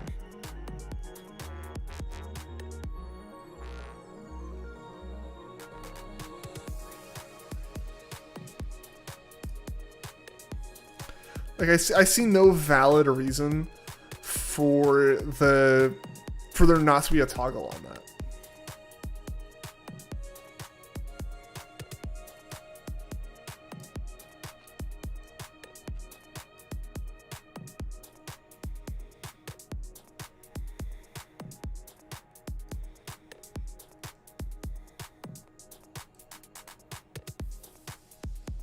You're on a 33 chain. Yo, you're rocking that, Alan. Congrats, man.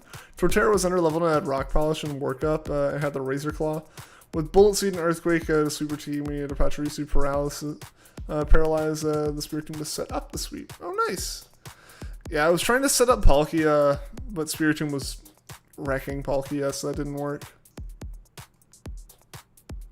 Don't think it was as bad as it was in Gen 6, but it should still be optional. I think, I mean, the game's honestly not too terribly balanced when it comes to, like...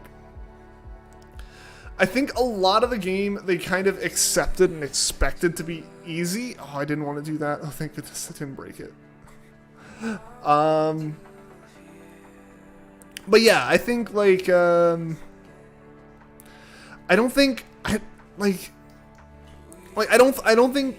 I don't think it's necessarily a bad thing that most of the trainers were relatively easy. Like, I wasn't really sweating anything up until Maylene, and then Maylene was rough. And then I think there was, like, a couple other trainers that were difficult. And then Cynthia was obviously still really hard. So, like, I don't think it's too bad. I think it's balanced well, which I think is kind of what you're saying, Colin. Like, it's not terrible. But at the same time, excuse me. At the same time, yeah, it's just like,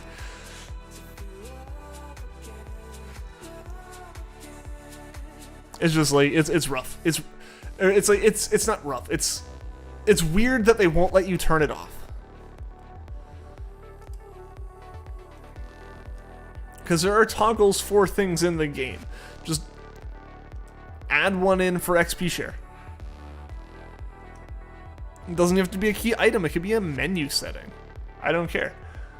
The only trainers you really had a rough time with were the last two Elite Four members and Cynthia. Maylene was a breeze, but I guess it's because your Staraptor was like 5 levels above Lucario. Yeah, I mean, yeah, she was the first time I had to go out and level stuff. Imagine Ian trying to fight Gen 4 Cynthia. I don't think that'd go well. For Cynthia, obviously. She'd get too bored.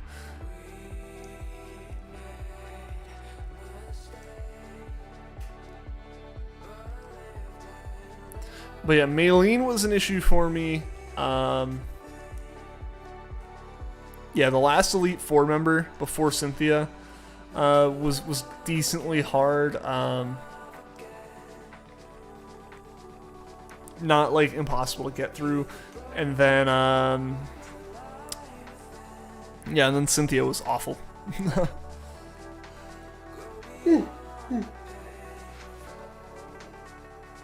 Excuse me. Cynthia fight took you like 20 minutes, both in OG Platinum and Brilliant Diamond.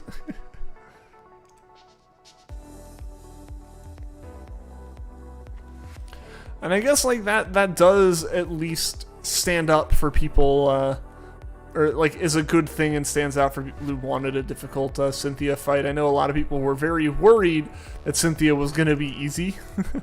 So I think it's a good thing for them to have their have the difficulty in Cynthia. Pretty hard but reasonable. She's pretty hard, but reasonable. Takes a lot of strategizing. Yes, intimidate swapping. Yeah. Either intimidate swapping or beating Garchomp to the sweep.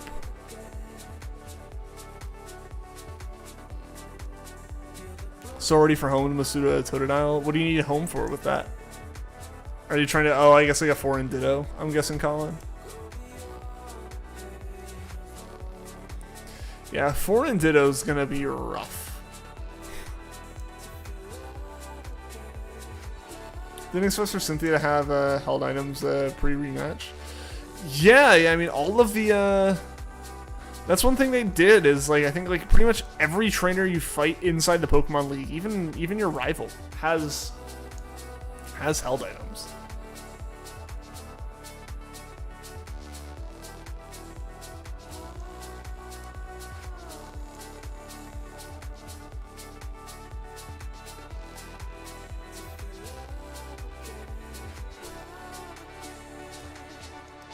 What do you do with Garchomp? What do you think? Let Leech Seed and U-turn do a lot of the work for you. You have to look the Did it on stream, so you check the VOD. Oh, did you like U-turn between intimidators?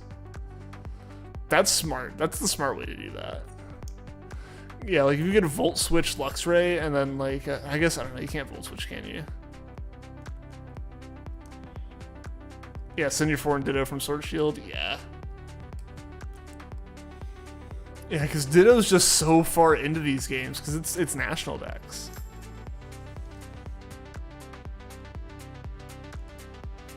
If you could get Gyarados the ability Moxie and have Dragon Dance, Waterfall, Earthquake, and Rock Slide, just use Dragon Dance once and sweep with Moxie Boost.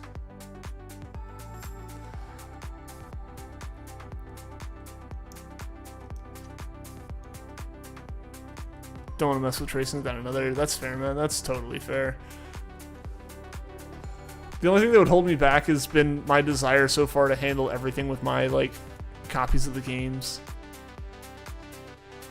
Like no global trading or anything. The only global trading I've done with in any more permanent sense is Mel wanted a Gallade early on, so I traded one of my Dawnstones over. So like at some point I will get a Dawnstone back. That'll be like the only thing that comes from another game. Luxray has Volt Switch, just didn't use it for Garchomp for obvious reasons. Yeah. Leaf Seed was invaluable though, I can imagine, yeah. I'm pretty sure I was set up to just wreck Garchomp if Torterra had outsped. I think I was actually in a decent place there, but I think Torterra crit at the wrong moment, basically.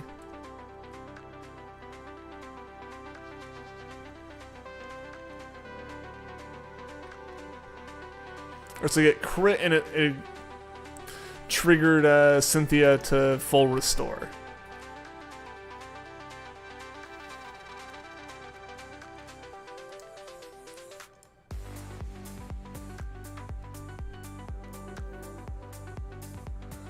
Oh, come on, Weasel.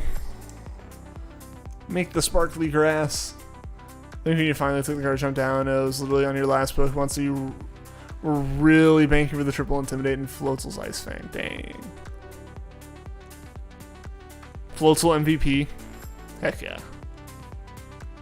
Literally everyone on your team did some serious work. One of your favorite teams you trained in a while, and I don't just say that because he had a perfect shiny Luxray on it. Definitely not because of that. Definitely not because of that.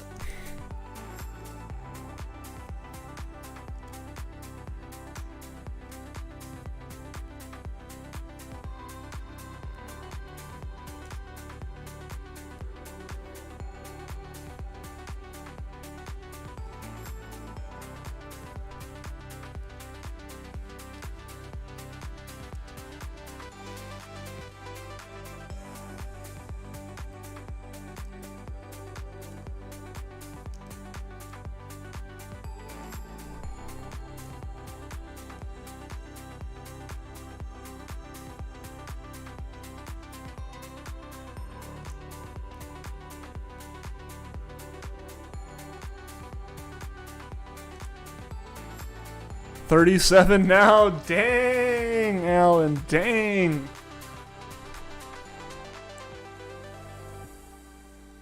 So close, man.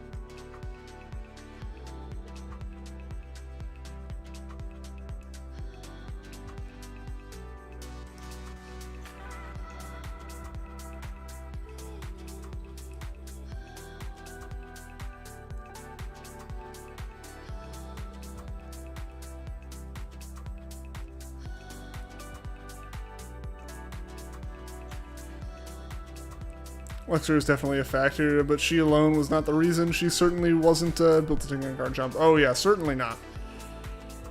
Not gonna lie, since he showed me how to reset and 4 tile strat, just reset until you see one that is 5 more tiles away.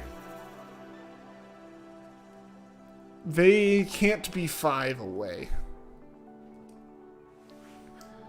They can't be 5. They can't be more than 4 away in the sense that the game counts.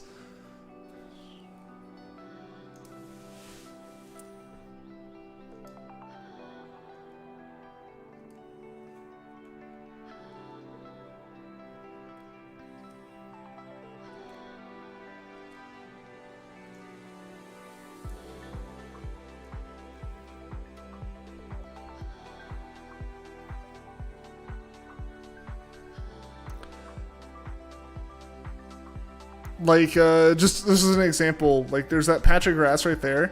It's 1, 2, 3. 1, 2, 3. It's 3 away. It's 3 away.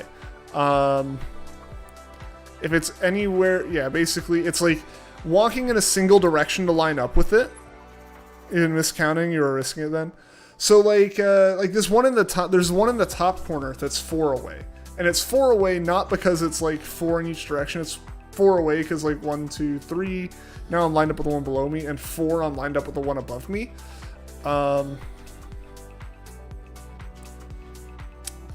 like 1, 2, 3, there's that one above me. 4, that one above me now is 4 away. But at the same time, 1, 2, 3, 4. I might have been in the wrong place. I think I was in the wrong place at some point. But basically, it's like it's a square around you. It's like 4 squares around you.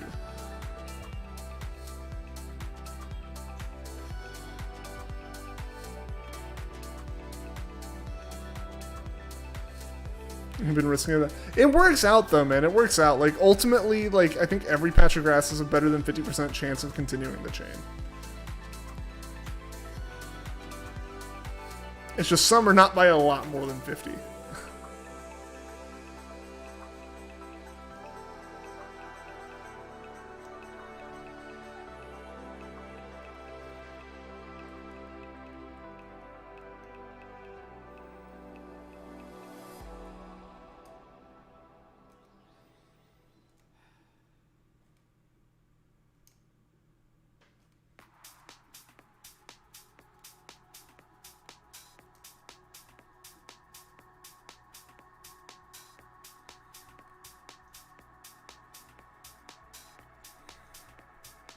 Oh yeah, guys, so a funny little work thing happened today. It wasn't anything specifically related to work, or like it was related to work, but it's not like anything like good with work I did or bad with work I did or anything. It was just like, I guess like right before I went on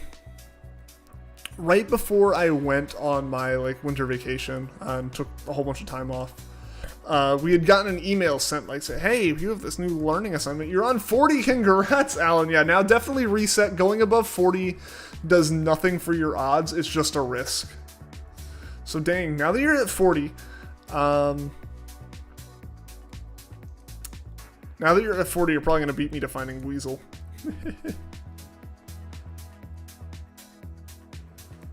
But yeah, so we had like this like email come out saying like, hey, mandatory training in our training software. Due tomorrow. Usually they're due like a month out, or like 2 or 3. They're due like several months out usually is how it works. It's like, hey, here's your like summertime training, like, you know, in spring. And then you kind of do it. Like that kind of thing. And, but it's like, here's one due tomorrow. I tried loading it and it just wouldn't load. So I just went, whatever, just didn't do it before break. Because I saw a lot of the comments saying, this seems unnecessary. And I'm like, all right, cool. And I had no clue what it really was, because I hadn't really paid attention to any of it. It looked like it was like, it looked like it might have been something related to like operating machinery in a warehouse. And I'm like, that's not my job at all. So yeah, I don't particularly need that. It was just a generic like safety video kind of thing. And so I was like, whatever. And then I came back from a vacation to multiple emails saying, you were, like, your training is overdue. Do it now. Do it now. Like, you must have this done. It's vital. It's vital to, like, you know, to, like, your work and stuff like that. I'm like, all right. I mean, yeah, it was listed as mandatory, and then I just forgot about it and went on vacation. So I'll do it. And I came back and I did it today, and it was literally like the kind of video that would have been in like a driver's ed class. It was like a video on like safety while driving. I was like, how is this like on one? Literally, this looks like something I would have watched when I was like 15, preparing to turn 16 and get my license. Like the same quality, the same corny cheesiness kind of thing. Like it was all just so weird, and it was such weird tips to be like mandatory globally for employees. Like, you know, keep like a survival kit in your trunk. Why am I needing a survival kit in my office job in the trunk of my car? Like, like it was very much one of those things like, yeah. I mean, yeah, that's the kind of thing that's like, yeah, common sense. Tell everyone, like, yeah, it makes sense. When they're getting a car, not like for an office job. It's like, it's like a car is not involved in my job. Like, I'm not a driver of any sort. Like, it would make sense, yeah, for like our, like, I guess delivery drivers or like technicians or whatever going to places, or even like people who travel for business stuff. Sure, I guess that makes sense. But like,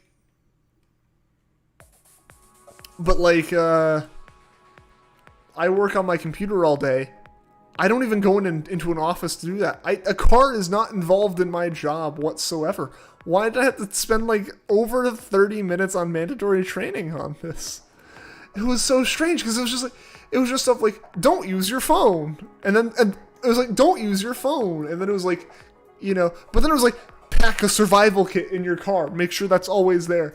Stuff like that, you know. It was like, okay. But it was very much like the same kind of like how to like figure out where your blind spots are and set your mirrors. And it's like, why is this what I have to do for my job? So that was an interesting thing. And then, yeah, looking at the comments, one of the things they did talk about that I guess is almost relevant, was just like, you know, and again, this is totally for people who drive for a job. It's like, hey, like, proper practices when parking a car to make it safer. But the thing is, they're like, pull through the space or back in, you know? And like if possible, do this. And then I went back and read all the comments listed as feedback on this thing. And like, multiple people pointed out, it's like, I work on a lot where we can't do that. Like, we're not allowed to do that. Like, there's rules against doing that. Why are you telling us to do it? Like, on company-owned lots. So I found it funny. This video is completely worthless and, if anything, actually just wrong. And it was the one that was, like, aggressively reminding me to do it. Huge problem. You ran out of repels. You only have 3 max repels. You reset 10 times. Oh, Alan. Yeah, I started mine with, like, 140 repels. Alan, you have a chance. You can... Here's what I would do. In these games, the radar, assuming you haven't ruined it already, and you can get out of the grass without ruining it, without like a Pokemon showing up. Get out of the grass, run back and forth enough right along the edge of the grass to get that radar to get your radar to recharge. Once you know it's recharged, because I would just say like run extra, because there's no repels to like be trying to budget. Get out of the grass, run back and forth a whole bunch. As soon as you're ready to check the radar again, press up to step into the grass, and hit plus to go to the register and to start PokeRadar. Before it gives you a chance for a Pokemon to spawn and to encounter it, hit that button and PokeRadar as soon as you're considered touching grass.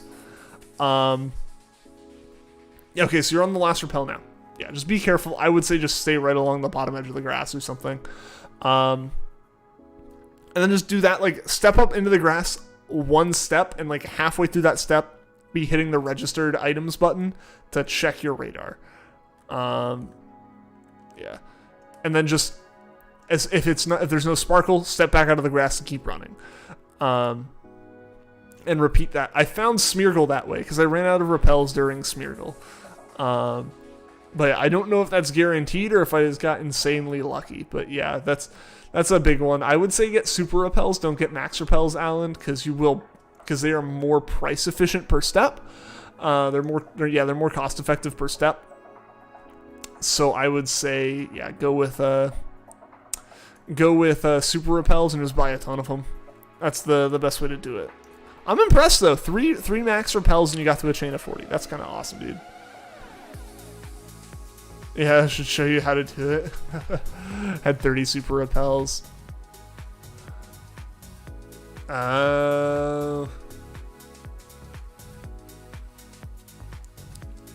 Okay, so you're on super repels. Yeah, you need like Juan says 400 plus, and honestly, that's probably not an exaggeration.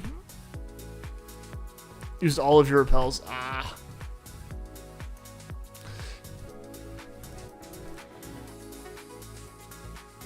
Yeah, so this game's a bit nicer, but basically I would be down here doing this, and then like as soon as you're to a point where like the radar reset is like ready to reset, as soon as I started stepping forward, I hit the button, so the only thing the game would try to register when I stepped in would be that, and then from there I would do the radar. 19 resets.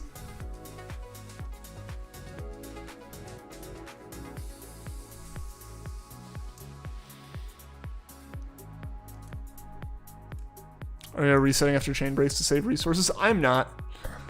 I know that's dumb, but I'm not. I kind of want the save time to be logged. When I finish Starly, 230-ish were used up. That's insane.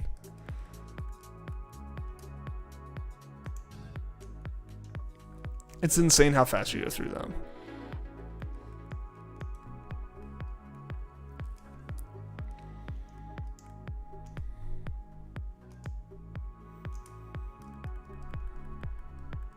I need to buy a ton more.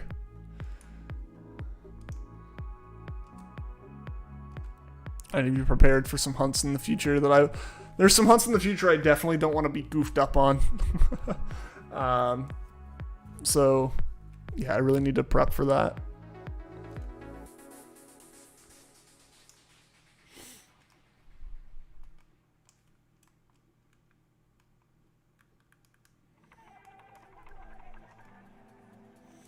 Playtime's already off by at least a week from 3 SR hunts.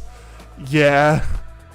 Yeah, I've got my shiny hunt. I've got my like shiny Piplup save that's like that too, where it's like, you've played for like 5 minutes. Like I played for 2 weeks.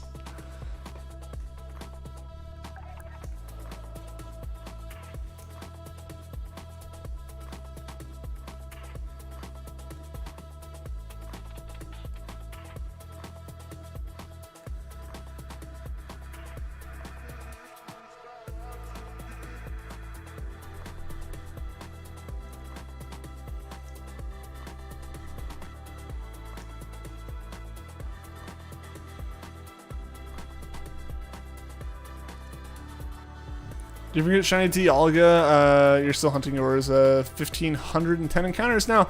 I haven't tried going for Dialga yet.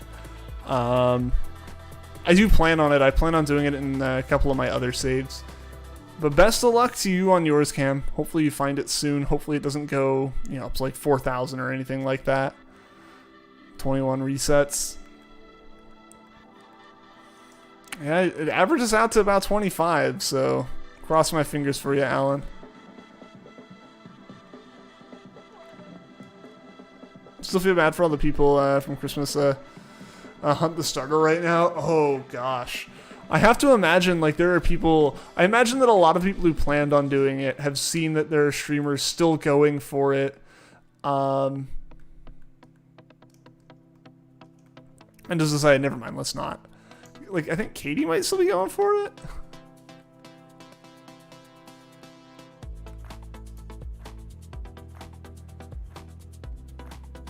Azelf still being elusive for you. Just ran away from Palkia because he didn't want to deal with it. It's like, nah, not now. Not right now.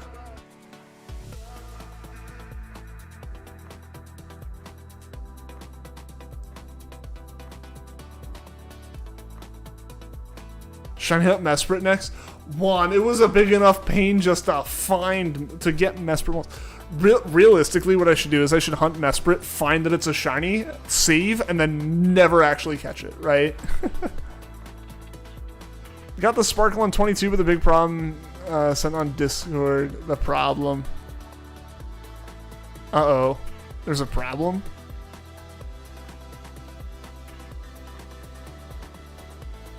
What could the problem be? I didn't mean to do that. Why did I hit up on that? There was no reason to do that. Yeah, let's...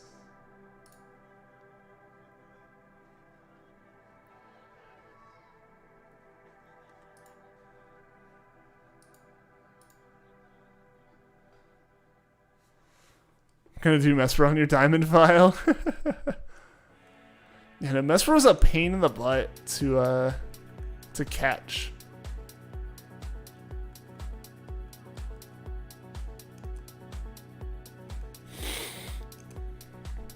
Yeah, I had so many issues with catching it.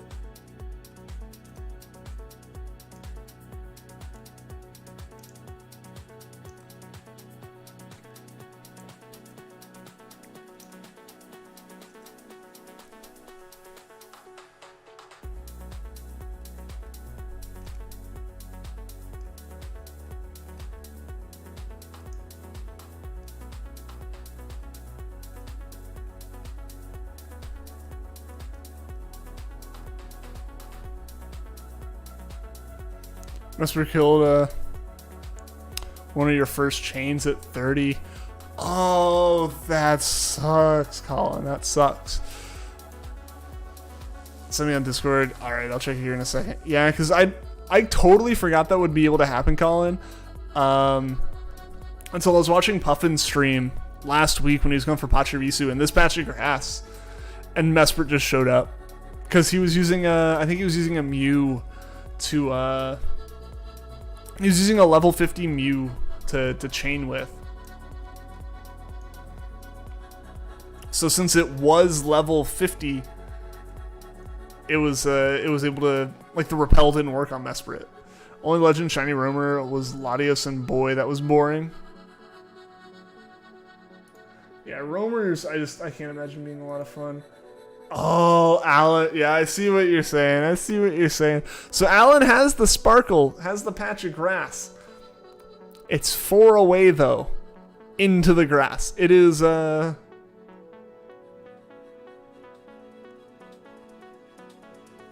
is the tile I am standing in, is where his shiny Sparkles are. I see the problem, Alan. I see the big problem. You gotta risk lining up with that and just running straight at it. And that's what you got, right? Like, there's nothing else to do. Shiny Celebi64, welcome to the stream. How are you doing today? Yeah, I can see this would be an issue. Pray, boy, pray. That's all you can do, too, right? Like, there's nothing you can do. That's like, well, there's like no secret trick to it. It's just run at it. That's what I did. I had to do that with my Smeargle, Alan. When I had that happen, I had to do that with Smeargle. I said to run at it. Is there an ability to help you out here, or item besides the repel? No. Not that I'm aware of.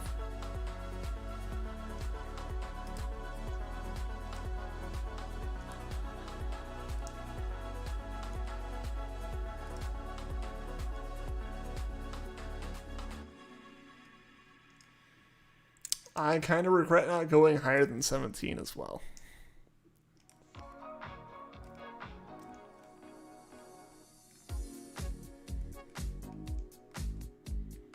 Oh, the cleanse tag. Yeah, if cleanse tag's on the first Pokemon in your party.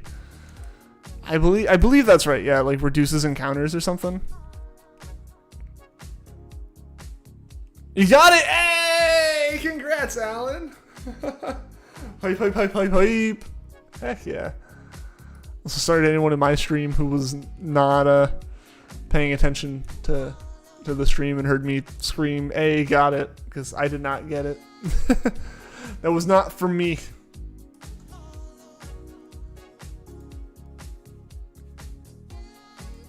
You should have waited. Nah, man. I mean, honestly, what if the cleanse tag like reset RNG and like even with like the decreased encounter rate, you could have gotten one first step. You got it. That's all that matters. There's no really like I should have done this at this moment. You got the shiny. That's the important bit.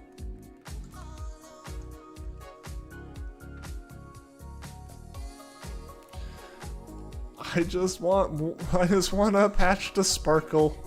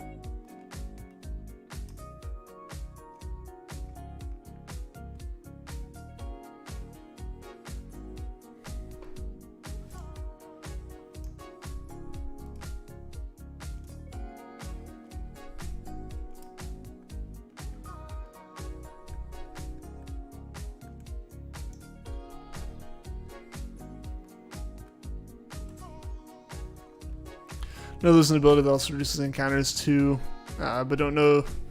You know, Starmie and Starmie, you get a Illumina that raises your enchants and encounters. Second shiny is also yellow.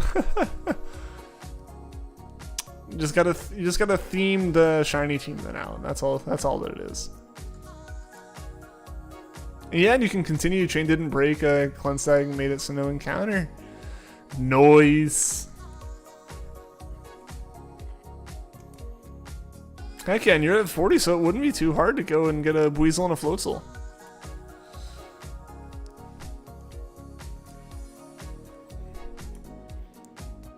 Yeah, with where it was 4 away from you no matter what. Also water type. But yeah, it was 4 away from you, so like, you were well set. You were well set for it continuing.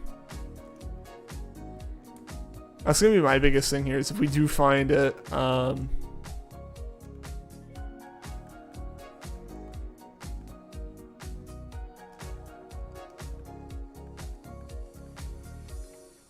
if we do find one, I want another one. And at that point, I don't know if I like try to keep the chain going, assuming the chain continues, right? Like if the chain breaks, the chain breaks. There's nothing we can do about that. But if the chain keeps going,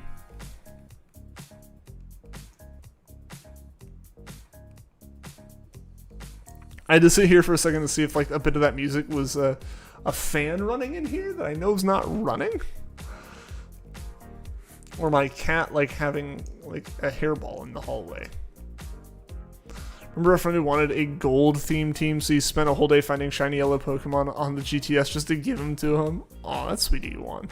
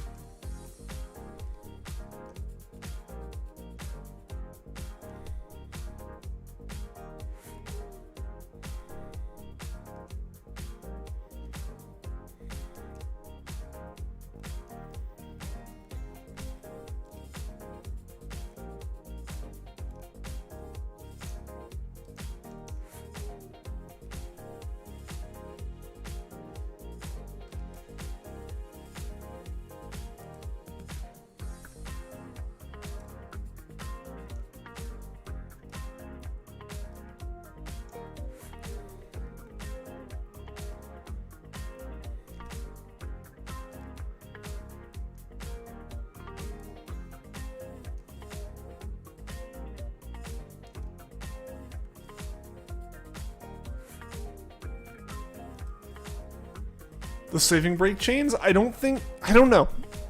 I don't believe you can save, leave, and come back. I think it's like catch combos in that regard. I don't know if saving, the act of saving breaks the chain. Yes, it does.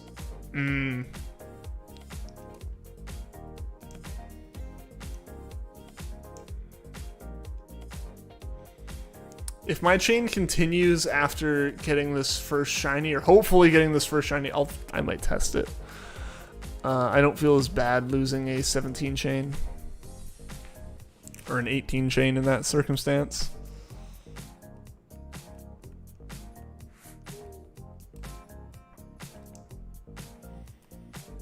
Yeah, so I wouldn't feel as bad doing that. Save after it breaks. Yeah, there you go. Because I feel like I saved when it came to like Shinx and Bidoof. Maybe I'm wrong though.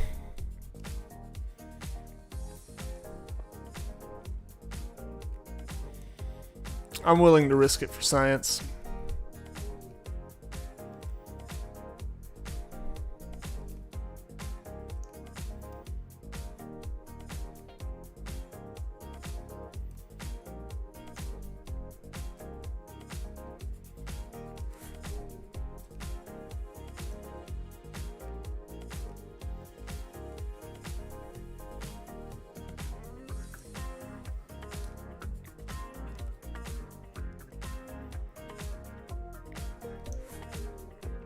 Google says it doesn't. All right. That's nifty.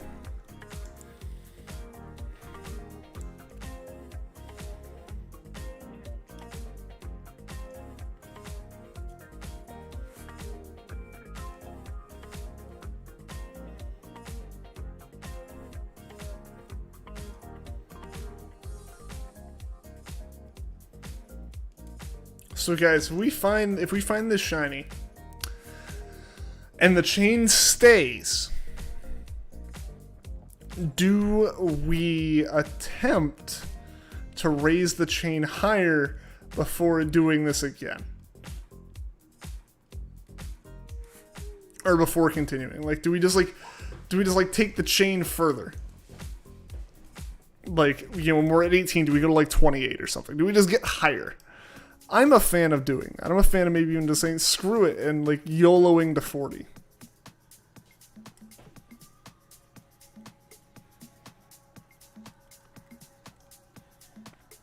What are y'all's thoughts on that? Yes, just YOLO to 40.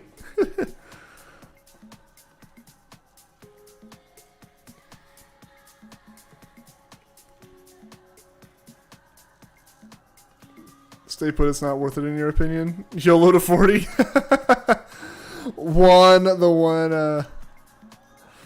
The one rational voice here.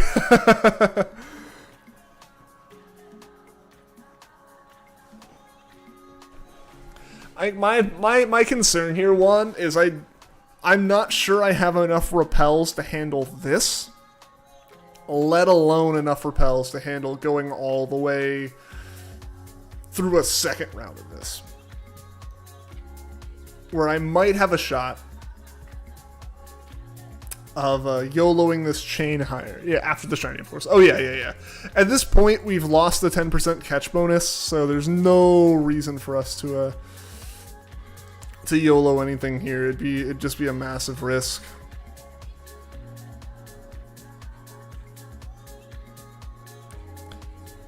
Senator Stephen Armstrong, what's going on? Welcome to the stream. How you doing today?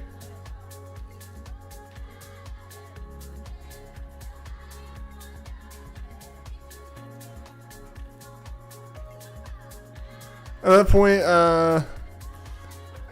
that point, is the only going for one shiny, and that's your last one, anyways. That is fair, one. That is fair.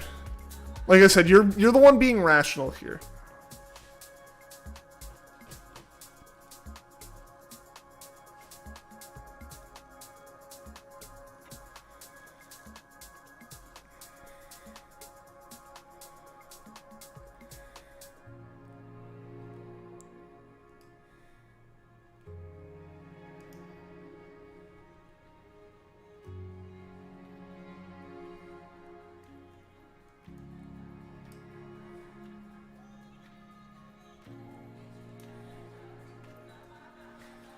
So yeah, I don't know. I'm almost also one kind of looking at this from the perspective, but the content.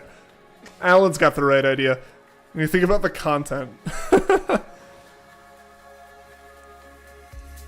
If this is really for the content, I think if I did that and failed, I'd have to wear a clown suit next stream. Which I unfortunately don't own. Like the protective big bro and everyone's going YOLO, like do it. Send it. I am also kind of coming from the perspective one, admittedly, of if the chain breaks, I'm gonna probably call it kind of thing. Just with how long this has been going, I know that like I don't want to do another hour of just resets. I'd rather do another hour if it was chaining.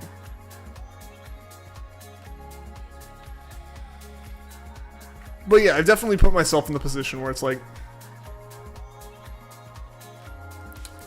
the odds are it'll take the same amount of time, but the odds are in my favor if I just continue the chain this way. Like, or if I just continue resetting like this, of actually successfully getting another shiny patch of grass. Like, it is definitely the rational way to look at it.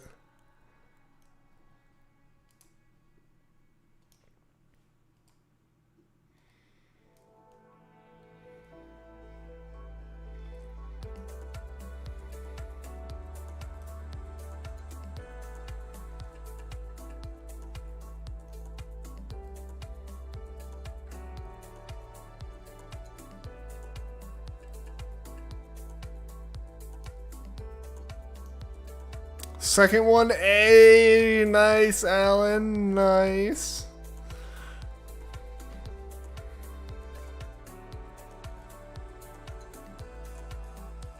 And partially that right there is why 40 chains are great. When you get really lucky and get to them.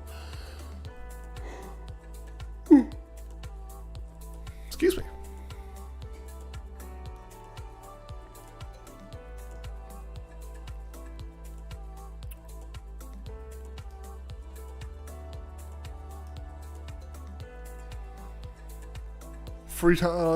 Free tile, no risk.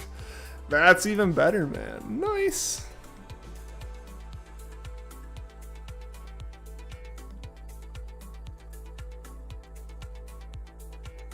And chain didn't break either. Nice, dude. Nice, nice, nice.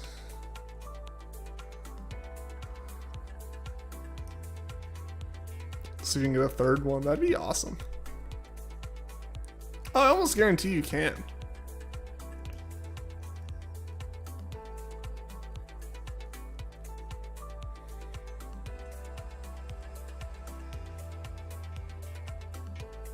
Hey, Sudden, what's going on, man? Welcome to the stream. How you doing today, dude? Hope all is well.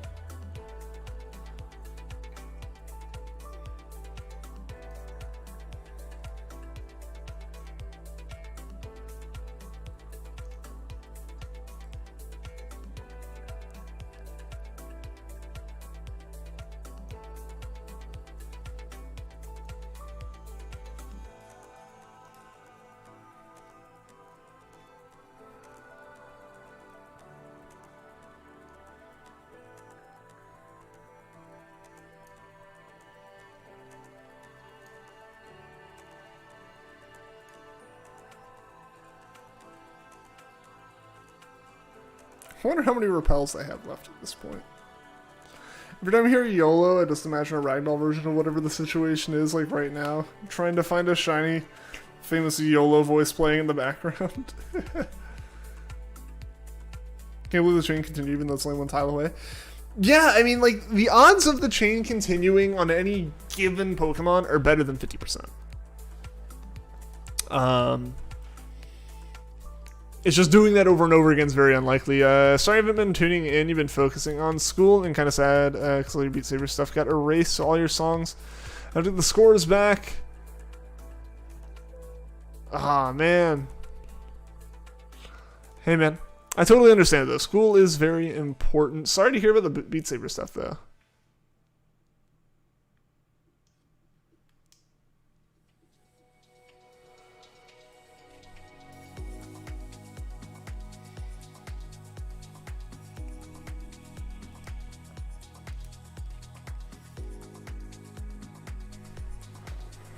come on. Come on.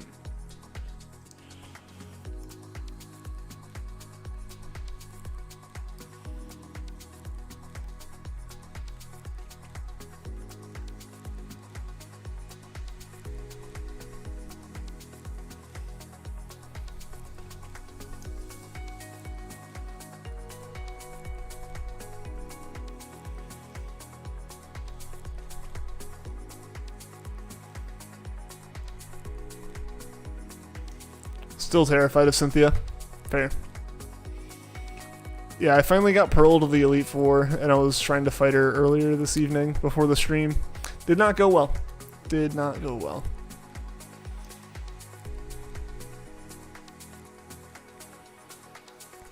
I'm accepting being thrown out of the Elite Four after this one last attempt that I have saved in front of her. To go back and level more. Get a bit more cheesy of Pokemon to get through it with and all that good stuff. Whoop my butt a lot. Indeed, indeed. She's doing it again.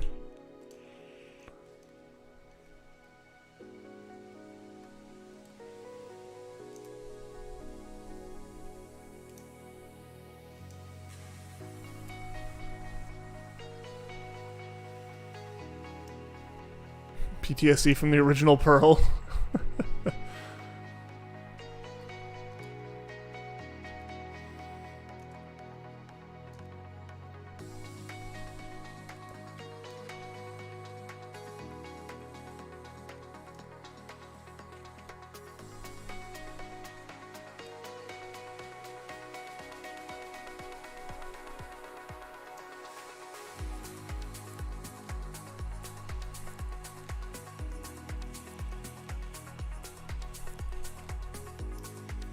You know, Phoenix Flight, what is going on? Lands on Shellos, almost fainting it.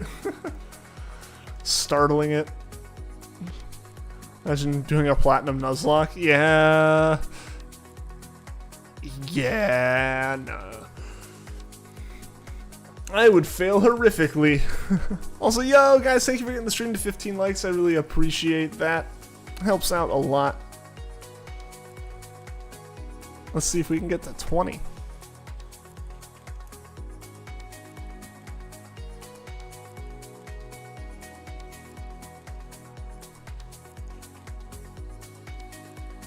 Also feel sick as heck again recently, so you hope you don't have to go to school tomorrow, because you may already have a 1 or 2 hour delay. Oh no! That's no good. Running sucks. Agreed. That's why I bike, and even then biking sucks. Third one. You're gonna have like 10... You're gonna have like 10 shiny Buizels, and like... with no repels. Use enter stream. It was super effective.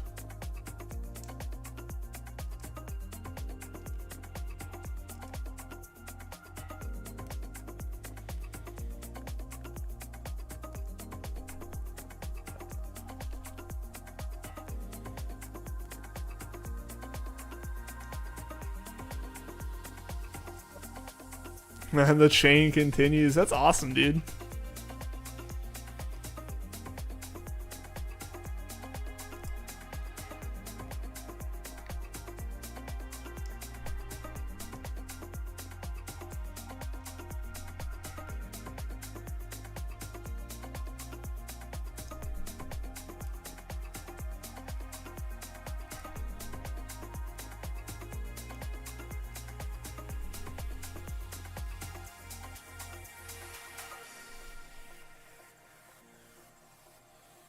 I got a shiny Vaporeon while trying to hunt Entei in Dynamax Adventures. Hey, congrats on the Vaporeon, and good luck on Entei. Hopefully you find the Entei soon. How is Entei in Dynamax Adventures? I never actually did one of those. Is Entei one of the more difficult legendaries to fight, or is Entei pretty reasonable usually?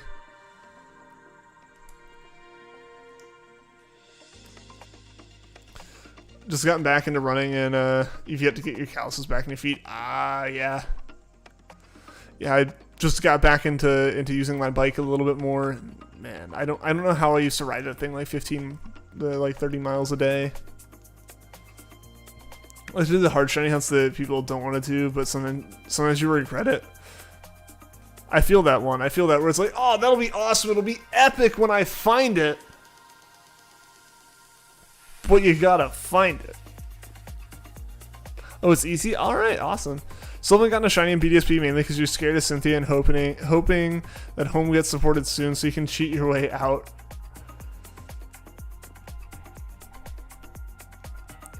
Vaporeon was the first of our Dynamax Venture shiny. Congrats! That's awesome! I think getting small blisters on your feet. Ooh, oh man, that sucks, dude. I'm sorry, dude.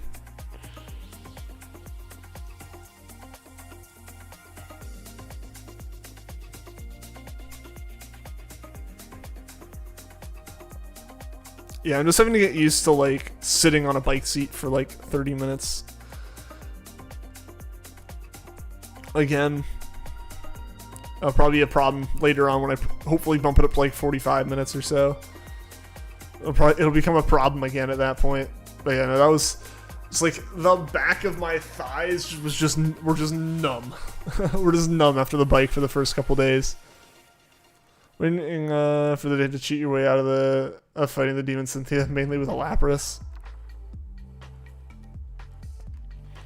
I mean, you can get the national dex without beating Cynthia. Fight Cynthia to see her Milotic, and I believe her Garchomp is the only way to. Nah, you should be able to see Garchomp without her if you evolve it. But like, I think the easiest way to see a few of those Pokemon are from fighting her. Fight her, lose, get thrown out, and then from there you can do the national dex and should be able to find Lapras and all that stuff. The amount of time you put into some of them. Manaphy, oh gosh, yeah, Manaphy, Jirachi, like all those are rough. Perfectly had screamed about Vaporeon about a month ago. Nice. Level 100 Lapras already have Garchomp. Ah, got you. Yeah, but like you can get most of that stuff and then level it up. Might take less time than waiting for home. Oh gosh. Sorry about that yawn.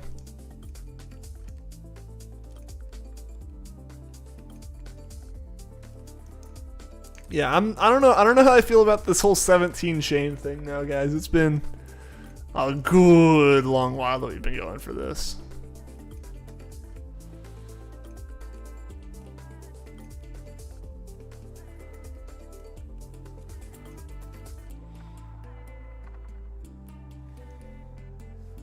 Oh gosh, Phoenix, let's not go there. let's not go down that copy pasta.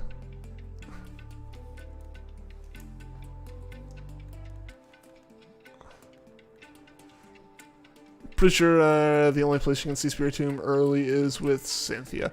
You can grind like crazy for rare spawn NPCs in the underground.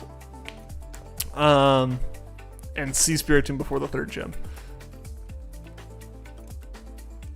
Oh, that was almost very bad. That was so close to being very bad.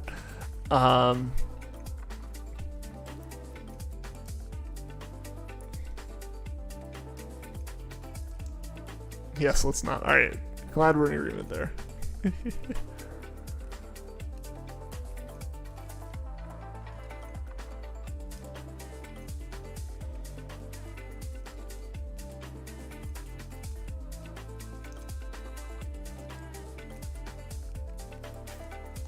think the 17 chain is a hit or miss. Got a shiny Ralts with that method, but then also change your way up to a Starly. Yeah, it's just gonna be a matter of like getting unlucky with this is hundreds of these resets, whereas getting unlucky with 40 is just like 10 of them or something. But it does come down to like getting really lucky with your chain versus getting really lucky with your resets. Could run next to patches of grass instead of onto them to avoid mistakes. Well, the problem there wasn't me like running and not realizing the grass was there. The problem was me accidentally hitting the wrong button. Basically, it would be like me standing here, holding B, intending to go up. Or like standing here, intending to go up. But if I'm here, I accidentally like did that. And just came one away from running into the shaking grass tile. Which could happen even standing outside of the grass. 29, no 4th Weasel. Time for 54th Entei, best of luck. Hope you get a good amount of mons. Hope so, man. Do I enjoy biking? Yeah, I like biking. I need to do it more. I used to do it a lot in high school. Like between junior and senior year of high school, over the summer, every day I rode like 15 to 30 miles. And then I would ride a bike around like college campus because it was an easy way to get around when I lived on campus.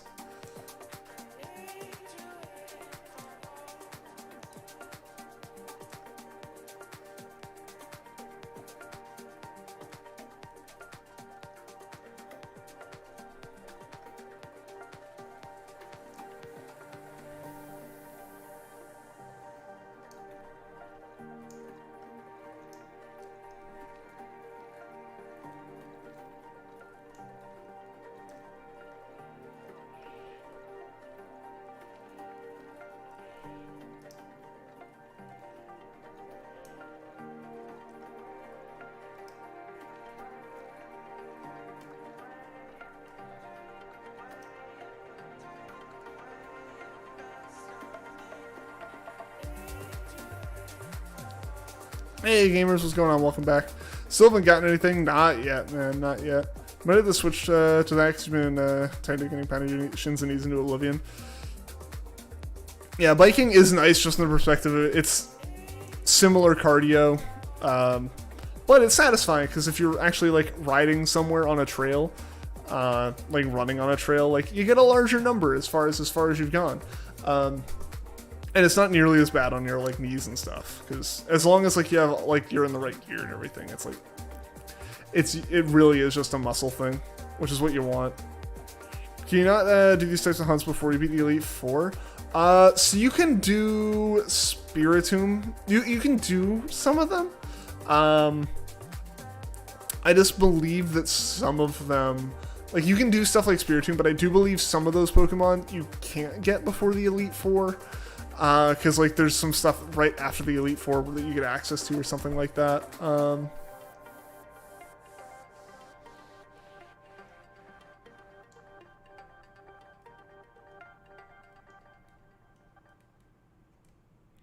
Used to bike so much to the point where you went 40 miles on one trail. Nice, that's awesome.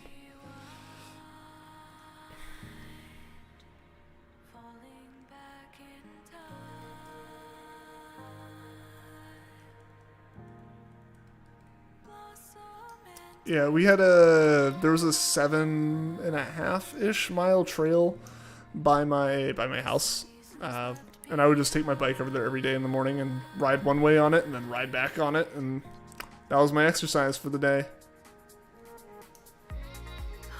My legs were like insanely built at that point.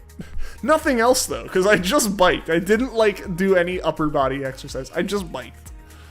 So I was really healthy, but like, I still had like twigs for arms.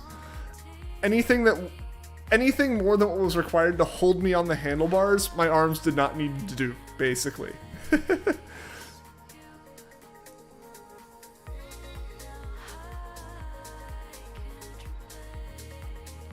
Well, yeah, my legs is like, I could just like, there was one day I remember on the trail, like finishing my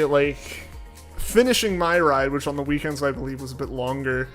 And my friend, I guess, didn't know I rode on the trail.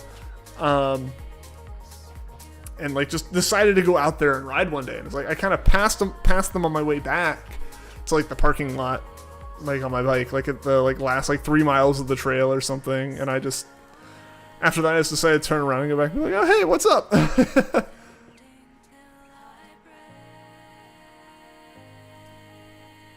And then cool down, rode with them their entire length of what they could handle on a bike. It's like, all right. Got super into running a couple years ago. Had to stop because I got stress fracture in tibia. Ooh, yeah. Yeah, I don't know. I could never get into running. That was never my thing. I wanted to go fast.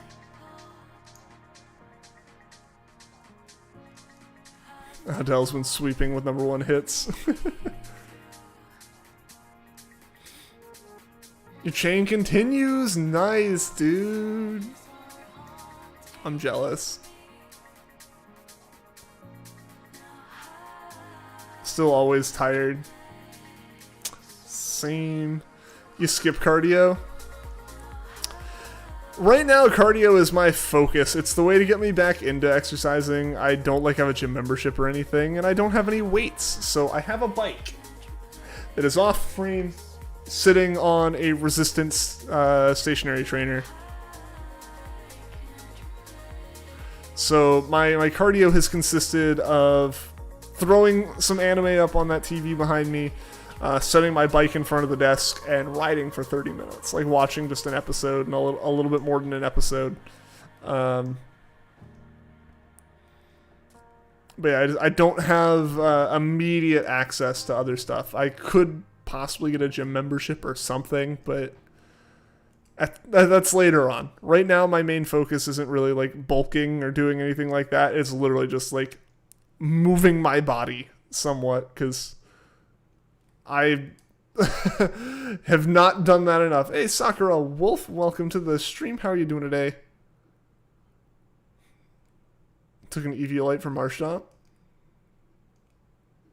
Oh, the playlist ended. Swap over to my playlist.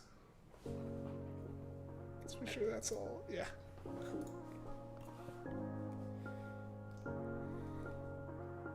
So yeah, it got very quiet. Like running is compared to biking, because if you don't have a good enough bike with the right gears, or you're handicapped with how fast you go. I mean, that's fair. You either you're gonna have gears that are for going fast, or gears that are for getting up hills. That was the biggest problem with biking at my old apartment. Was there was one hill on the trail that was just hell. It was terrible. Like I couldn't get up it in the hill climbing gear on my mountain bike. For one, I was out of shape, so that played into it. But I had to ride that hill. I had to ride that hill. It wasn't an option. Reason being, the entrance and exit to my apartment from the trail was that hill. Basically, the trail went down by a river, came shooting up at like a 10% grade, I want to say, like something crazy, or not really like crazy, but awful to ride on a bike if you're like used to flat and not in shape. So that hill was terrible, and I couldn't ride it on my road bike, because my road bike's from like 1985 and has really terrible shifters, and they don't stay in place, so the bike just wants to shift into fast gears on its own if I put it in hill gears. So I have to like one hand ride it, and then I almost fall over when my feet are clipped in. It's terrible. It's terrible. And even when I took my mountain bike on it, I couldn't do it. That's where the trail let me now. Kind of by me now. I'd have to get a bike rack of some sort to get my bike over to it. That's where that trail's nice, because it just because it's flat for the most part. At least a long enough section of it. You weren't kidding that 40 chain, if it continues, is easier shinies. Absolutely. I'm glad you got the stream. Be going to bed. Actually, I have COVID right now, and it's wearing you out. So good night. All right, Cam. See you later. Thanks for being here, man. Sorry to hear you have COVID. Hopefully you're on the recovery side of it, dude. But yeah, get some rest. Absolutely. I hope you feel better soon, man. Again, thanks for being here.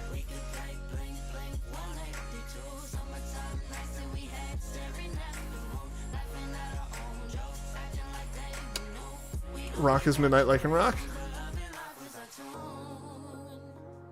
Why do people in the union rooms don't even try for regular trades? Every attempt, they start with legends. I actually haven't been in like in a global union room or something. Catch you later. Yeah, see you later, Cam. Get some good rest, man.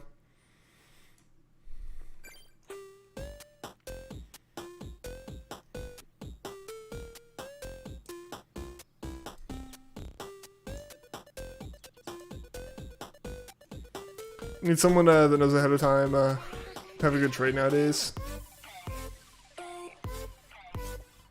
Yeah, I don't know. I don't have a lot of experience with that. I can understand like how that's bad and like that it's frustrating and stuff, but I just don't have that much experience with that. Because I don't do a lot of global trading. It's like they only want to show off their legends, not actually trade them. Like you're just trying to finish your decks. They're just flexing on you before they do the trades.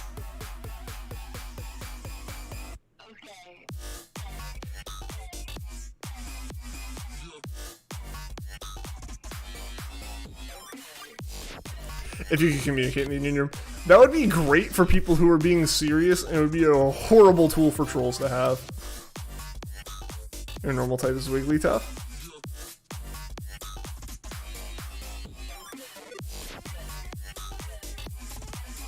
Can't wait to get a Chorizo in Far Cry 6, so you're almost able to get him. He's such a cute companion. What kind of animal is he? Because I think that's... Far Cry 6 is one with, like, the animal companions? XY Oros is best with communications.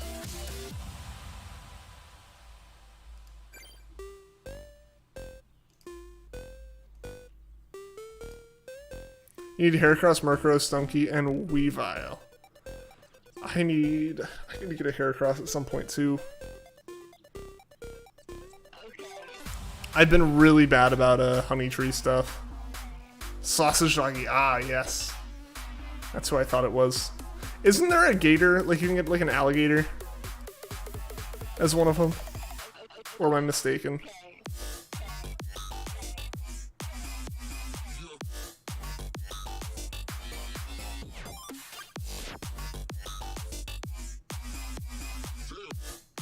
Can bring me Heracross. I appreciate it, Alan. I am trying to get a complete national deck solely with my own cartridges right now. I appreciate the offer though.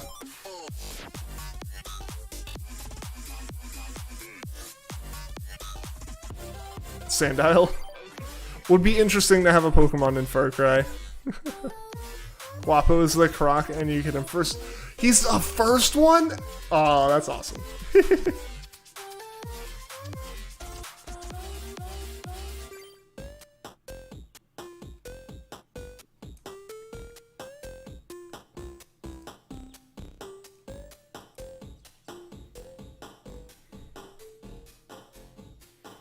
Time for Entei.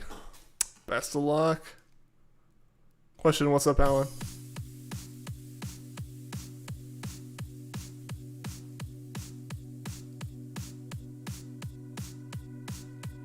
You're on 3 hearts? Hey, that's pretty good going in.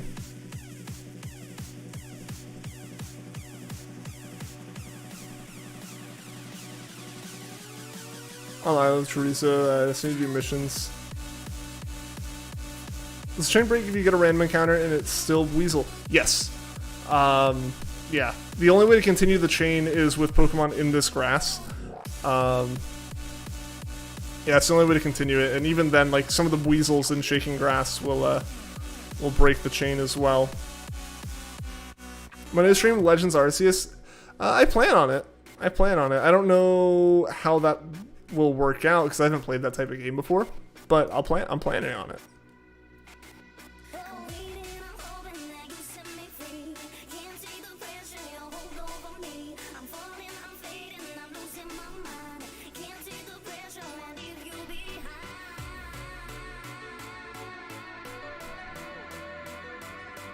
Union room's breaking your sanity. Oof. There might be someone in chat who wants to trade. If not in chat, I know there might be some people on the Discord server who would be willing to trade in the trading channels.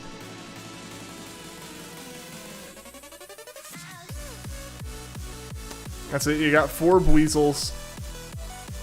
Hey, congrats on the 4 Buizels though, that's awesome.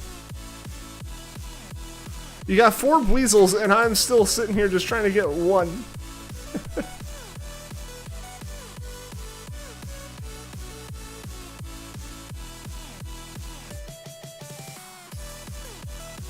You lost? Aw, Phoenix, I'm sorry, man.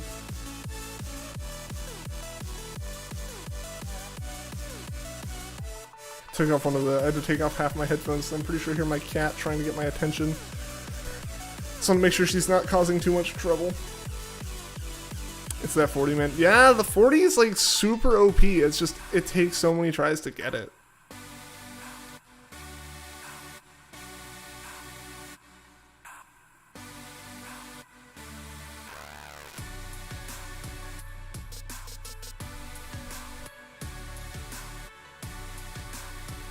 No shine. Rip. Rip. You'll get another one. You'll get another one soon.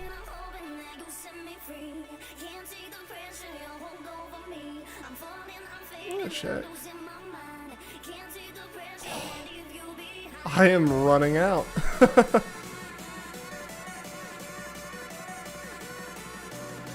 Better luck with the Suda. I got 2 shiny Riolu and a shiny Android in less than 10 eggs. Dang, that's some good Nasuda luck right there.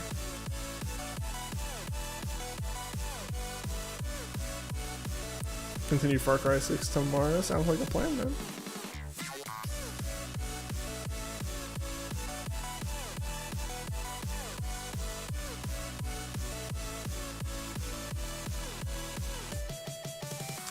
I'm gonna have to get child locks for some of these like kitchen doors. Like basically, my cat figured out how to get into cabinets. Like into the cabinets below the sink, and now just plays with that door to get my attention. So I gotta lock her out of those now.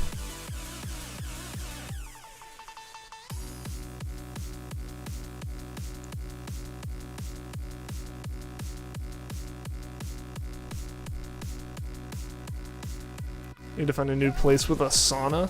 You used to have a place with a sauna? Pet the cat? No, the cat cannot be rewarded for her shenanigans.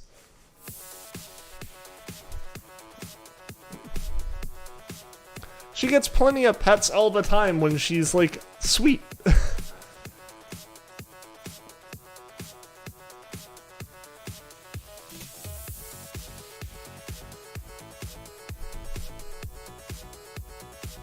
You didn't have a place with a sauna? Oh, so like just the place is new, but it's not like you had an old place with a sauna. It's just a new place, one that has a sauna. Tuna sardines. She has treats. She gets treats. Auto just added the word. I see.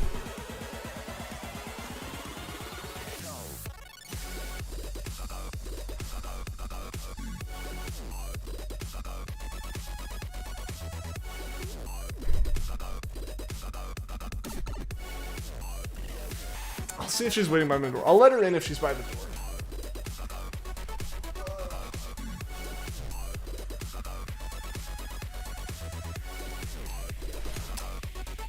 She's not being nice. She's not being good. I opened the door and I just heard her off in the distance hop off the counter. What were you even eating on the counter? There was no food up there.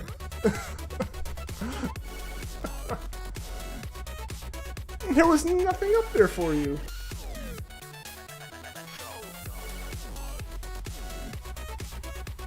Like, she got dinner at dinner time.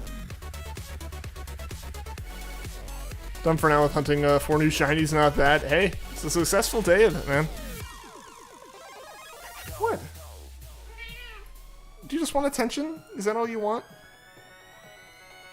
Hi. What?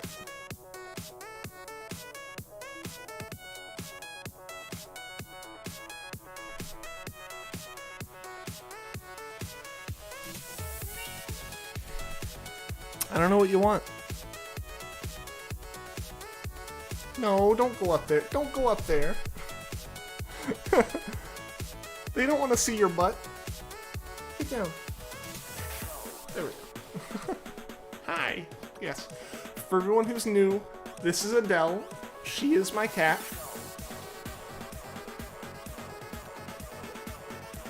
She likes to scream outside the office door. She likes to come in and sit on my lap and be the center of attention. Think of a cat as a hobbit. Breakfast, second breakfast, lunch, afternoon tea, dinner, supper, midnight snack. Oh, I mean, yeah, if she could get all those meals, she'd have them all. But she gets breakfast, dinner, and then midnight snack. She is cute. She's adorable. You able to get rid of the building? That's good. That's good. Adele's exact words, stop streaming, father, I require attention, stop the stream to pet my adorable face, I will not stop until you pet me. She didn't like me trying to pet her face.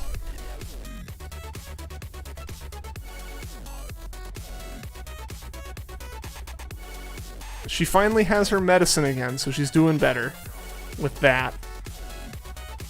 That was a relief to finally actually get in the mail. As much as she doesn't like it. She hates it. She hates having to take it, but it keeps me from finding hairballs that are like 5 inches long on the floor, so.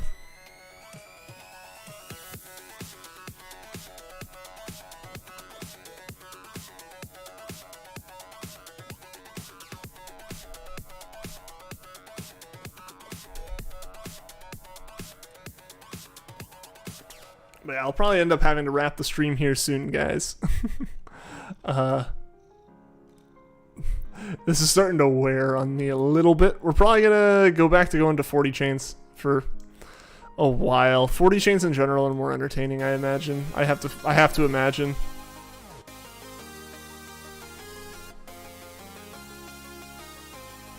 And a little bit less expensive, to be honest. YOLO. You know what? Yeah, YOLO. We're gonna YOLO the rest of this chain.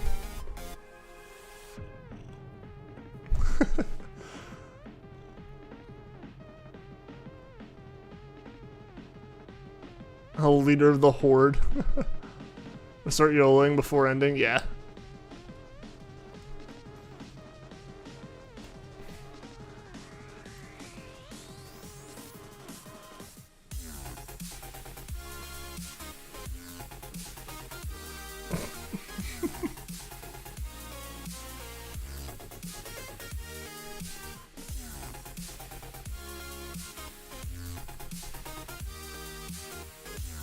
If you're gonna end it, just end it with a bang. That's fair, yeah. Good point. Good point, Alan.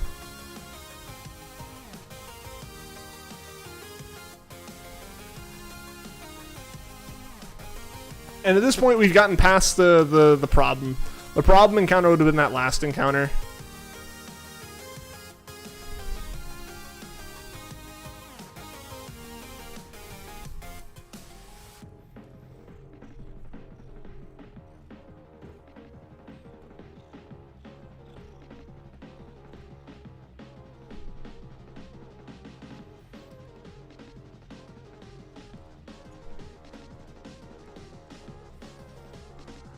The cat's just staring at me. Looking right up at me, waiting for me to give her the attention. Do you want the attention? Do you want attention? Come here, get attention. Get very good. Get the scritches. All the scritches.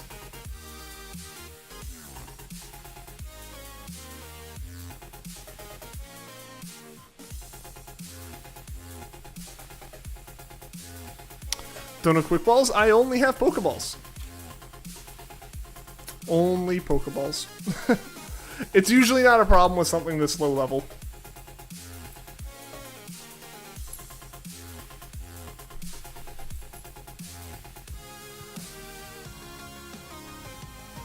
Alright, gonna go to bed. Alright, see you later, Sudden.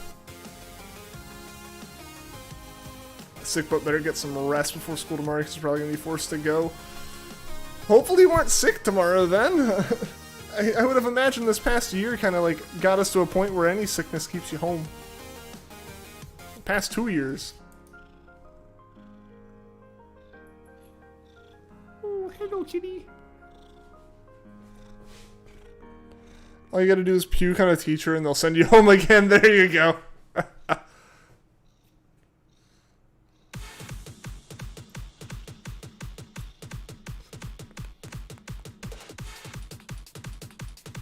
is the first. This is the first one of these to take more than 2 Pokeballs.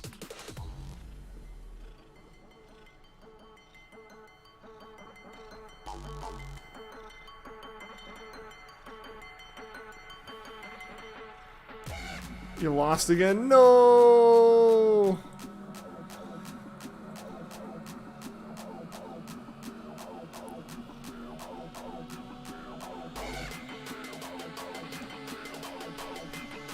NPCs made bad choices, as they tend to do.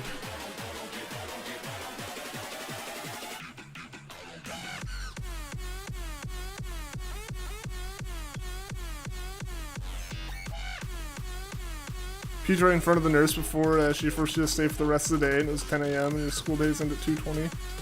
Oof. Shiny Heatmore? Wait, how do you get a shiny... Oh wait, no, yeah. I don't know why I thought the Heatmore was Heatran. Congrats, dude! Congrats on the Heatmore. Let's go! I was like, how'd she get another legendary? But I'm just stupid. Congrats! Congrats, that's awesome.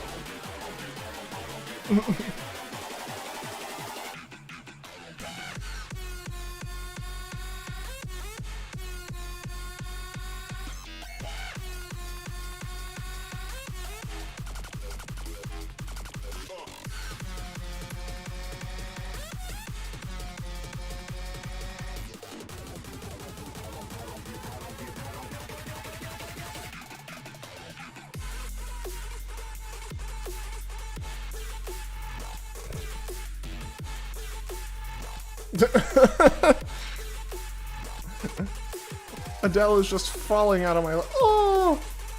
She's not falling out of my lap. She rolled over and has nestled fully within my arm, if you can see. That is the position she has decided to take now. So hopefully she is okay with this, because now she's stuck here, because it's adorable.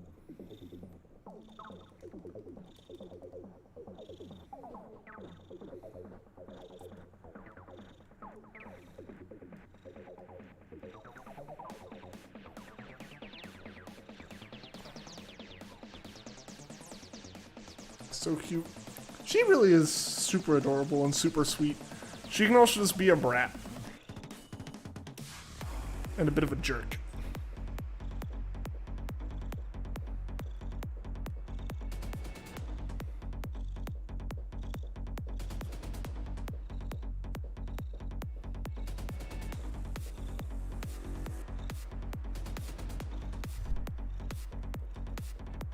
Oh, the purr. Can you hear the purring? Aww.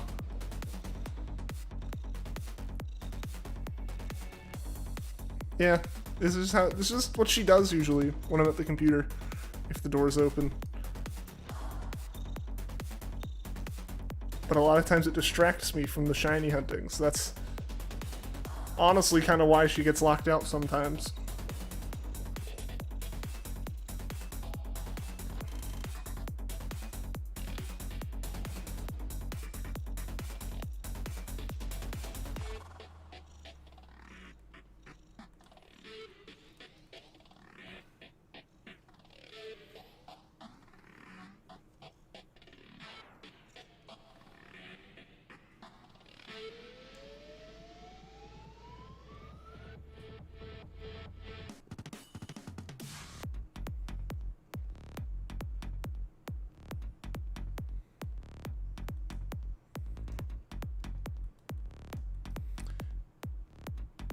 If you get the shiny BUIZEL today, you should, I have to name it Adele? We'll see.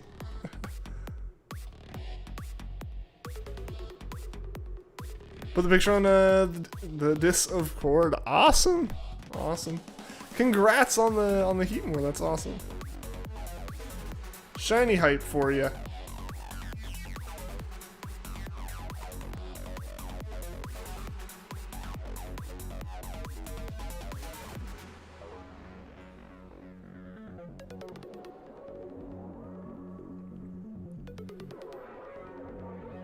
As far as the cat goes, I'm just happy that some of her fur is starting to grow back in the places that she's chewed it up. She's chewed it all up.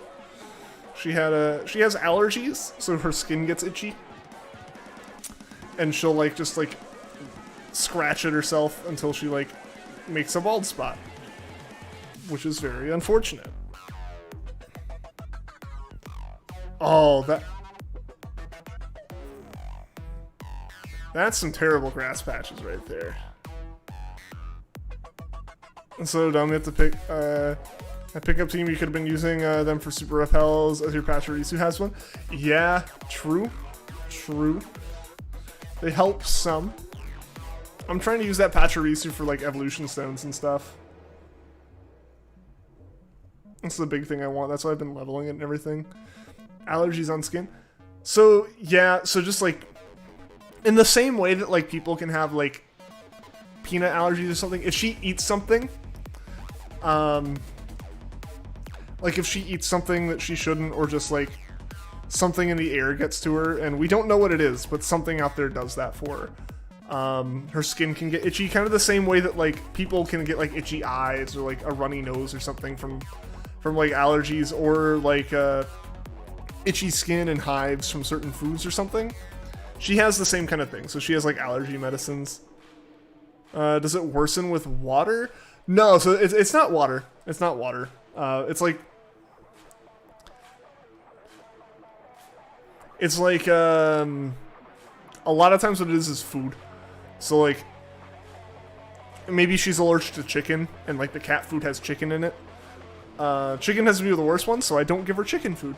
But it could be something that's in like every food. It could be my shampoo. We don't know what it is. But allergy tests are very expensive. Allergy medications are like $15 a year. So she gets allergy medication every day. She had run out for a little bit, so it was a bit of a problem, but she's okay now. Let's do crappy jokes. Oh gosh, Juan. You can hide from contact with water, and there's nothing you can do about it, so you just deal with it. That's gotta be rough, man. That's gotta be like one of the most inconvenient allergies, I have to imagine. Yeah, hers, fortunately hers, antihistamines help with it. So she just has like a little over-the-counter antihistamine pill that I have to give her in the morning and in the evening. And if she doesn't get it, she just like chews on the back of her legs. And so those spots get less fluffy. It's that bad, but the worst part is that only approximately 30 people worldwide have it. Yeah, like I can't imagine that's common with how important water is. So yeah, I'm sorry, man. My chain will break? I mean, at some point.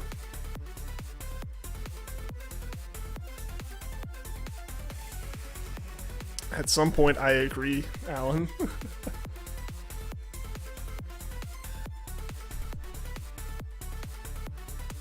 And unfortunately, Lucky Bunny, the luckiest unluck. Get to be super unique, but it's like unique in the way of cannot consume water, or not well.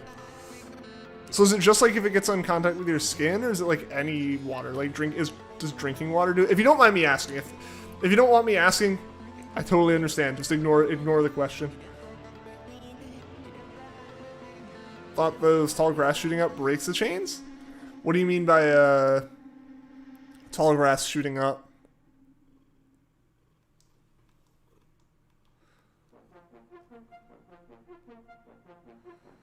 Are you talking about the hidden ability ones? Drinking's fine? Okay. At least that's okay. At least that's okay. But like rain sucks. It's only exterior. Ah.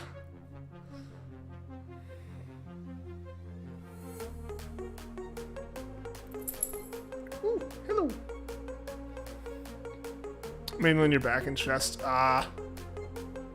Got you, got you.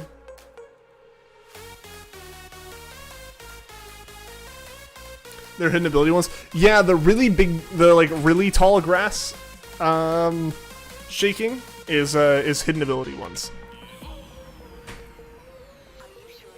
Yeah, so there's 3 types of shaking grass: standard shaking grass, hidden ability shaking grass, and shiny shaking grass.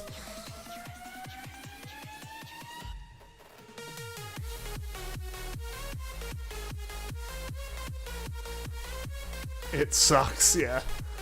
When you're sweaty. Oh no! That's gotta be terrible, Phoenix.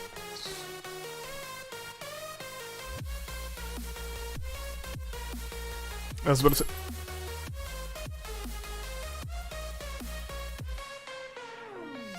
to say. What about sweat? What was that, cat? What was that? Something went thunk. I think it might have been like the fridge kicking on or something. And Adele kicked me in the chest.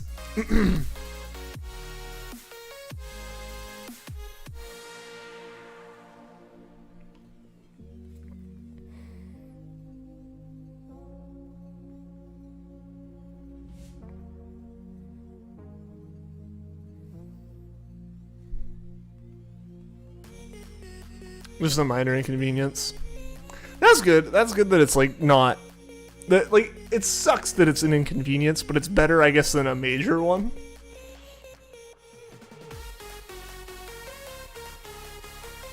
And I imagine, excuse me, I imagine it's something like I have to imagine you like get used to it to an extent. Like getting used to being itchy doesn't make you not itchy, but to an extent, at least, it's like, it's better than, or like, you probably notice it less than like I would notice being itchy. It's not that bad.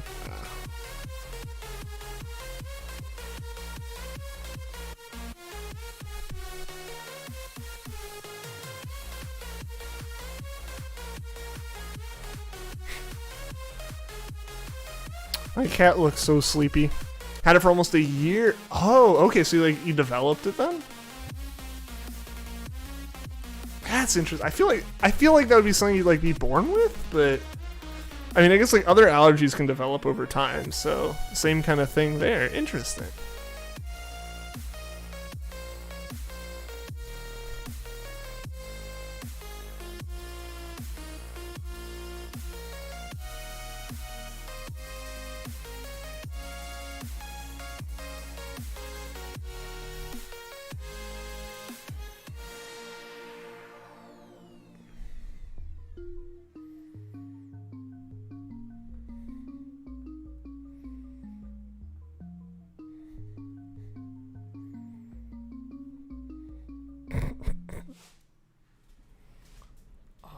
She's moving now that I'm moving her, but the cat is just like completely just limp.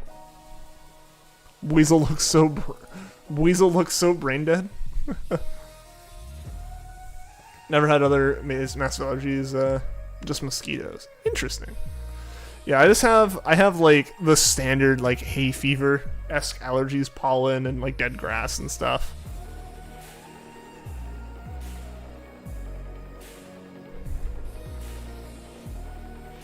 That's about the extent of what I have to deal with.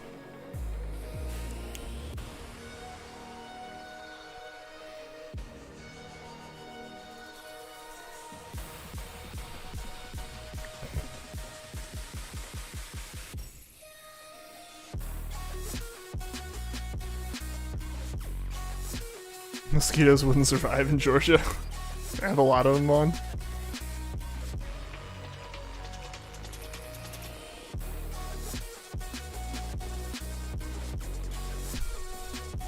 How old is my cat?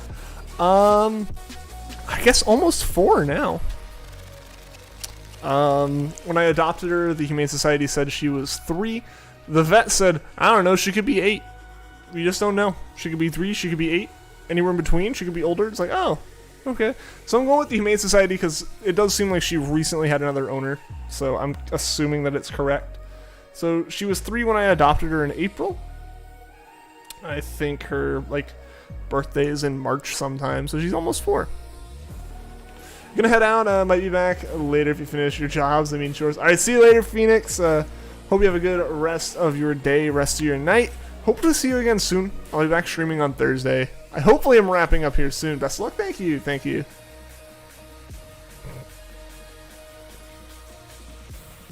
This cat's just in a trance. I don't know what she's doing. She's staring at me, and her eyes are just slowly fading. Like she's just slowly closing them, and then she's just limp. Aside from occasionally rolling her. Oh, are you getting up now?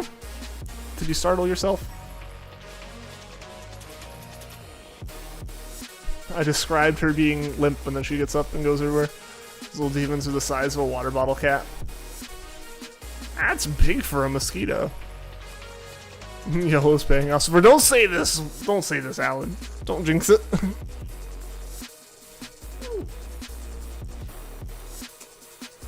I'm taking it as the cat is the good luck charm.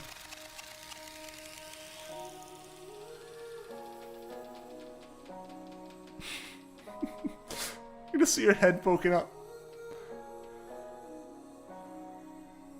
She's fading. Despite all the lights in here and me talking, she's fading. She's fading fast.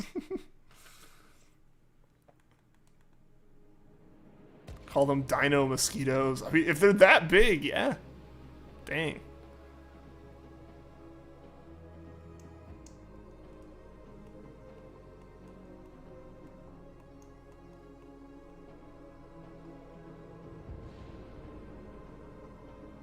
Is it?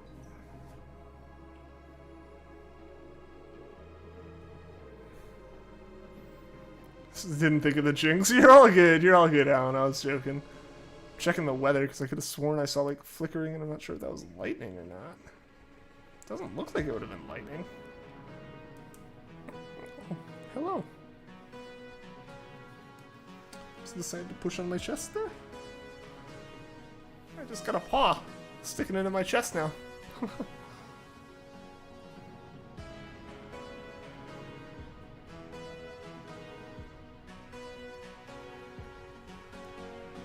I'm only jinx it if you catch a jinx. Ah.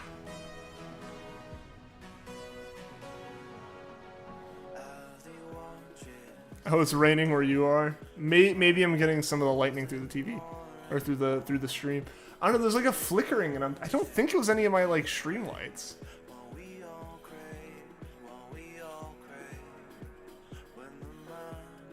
And it's not like it's like not in the corner of the room I would have expected. Oh no! Oh, we should have just stayed at like 36. Dang. Well, that was the YOLO. It almost fully paid off. Thank you guys for watching the stream. I really appreciate it. Let's see. Yeah, I'm probably gonna go ahead and wrap up. Chat's been pretty quiet, so I don't think we're gonna get a big raid or anything. But thank you guys so much for being here. I really appreciate it. I'll be back on Thursday, and then we'll be streaming Friday. Getting back into a bit more of a normal routine. Glad to see everyone in 2020. Hopefully it'll be an exciting year of fun streams and everything. So guys, thanks so much for being here. I will catch you all next time. And until then, take care.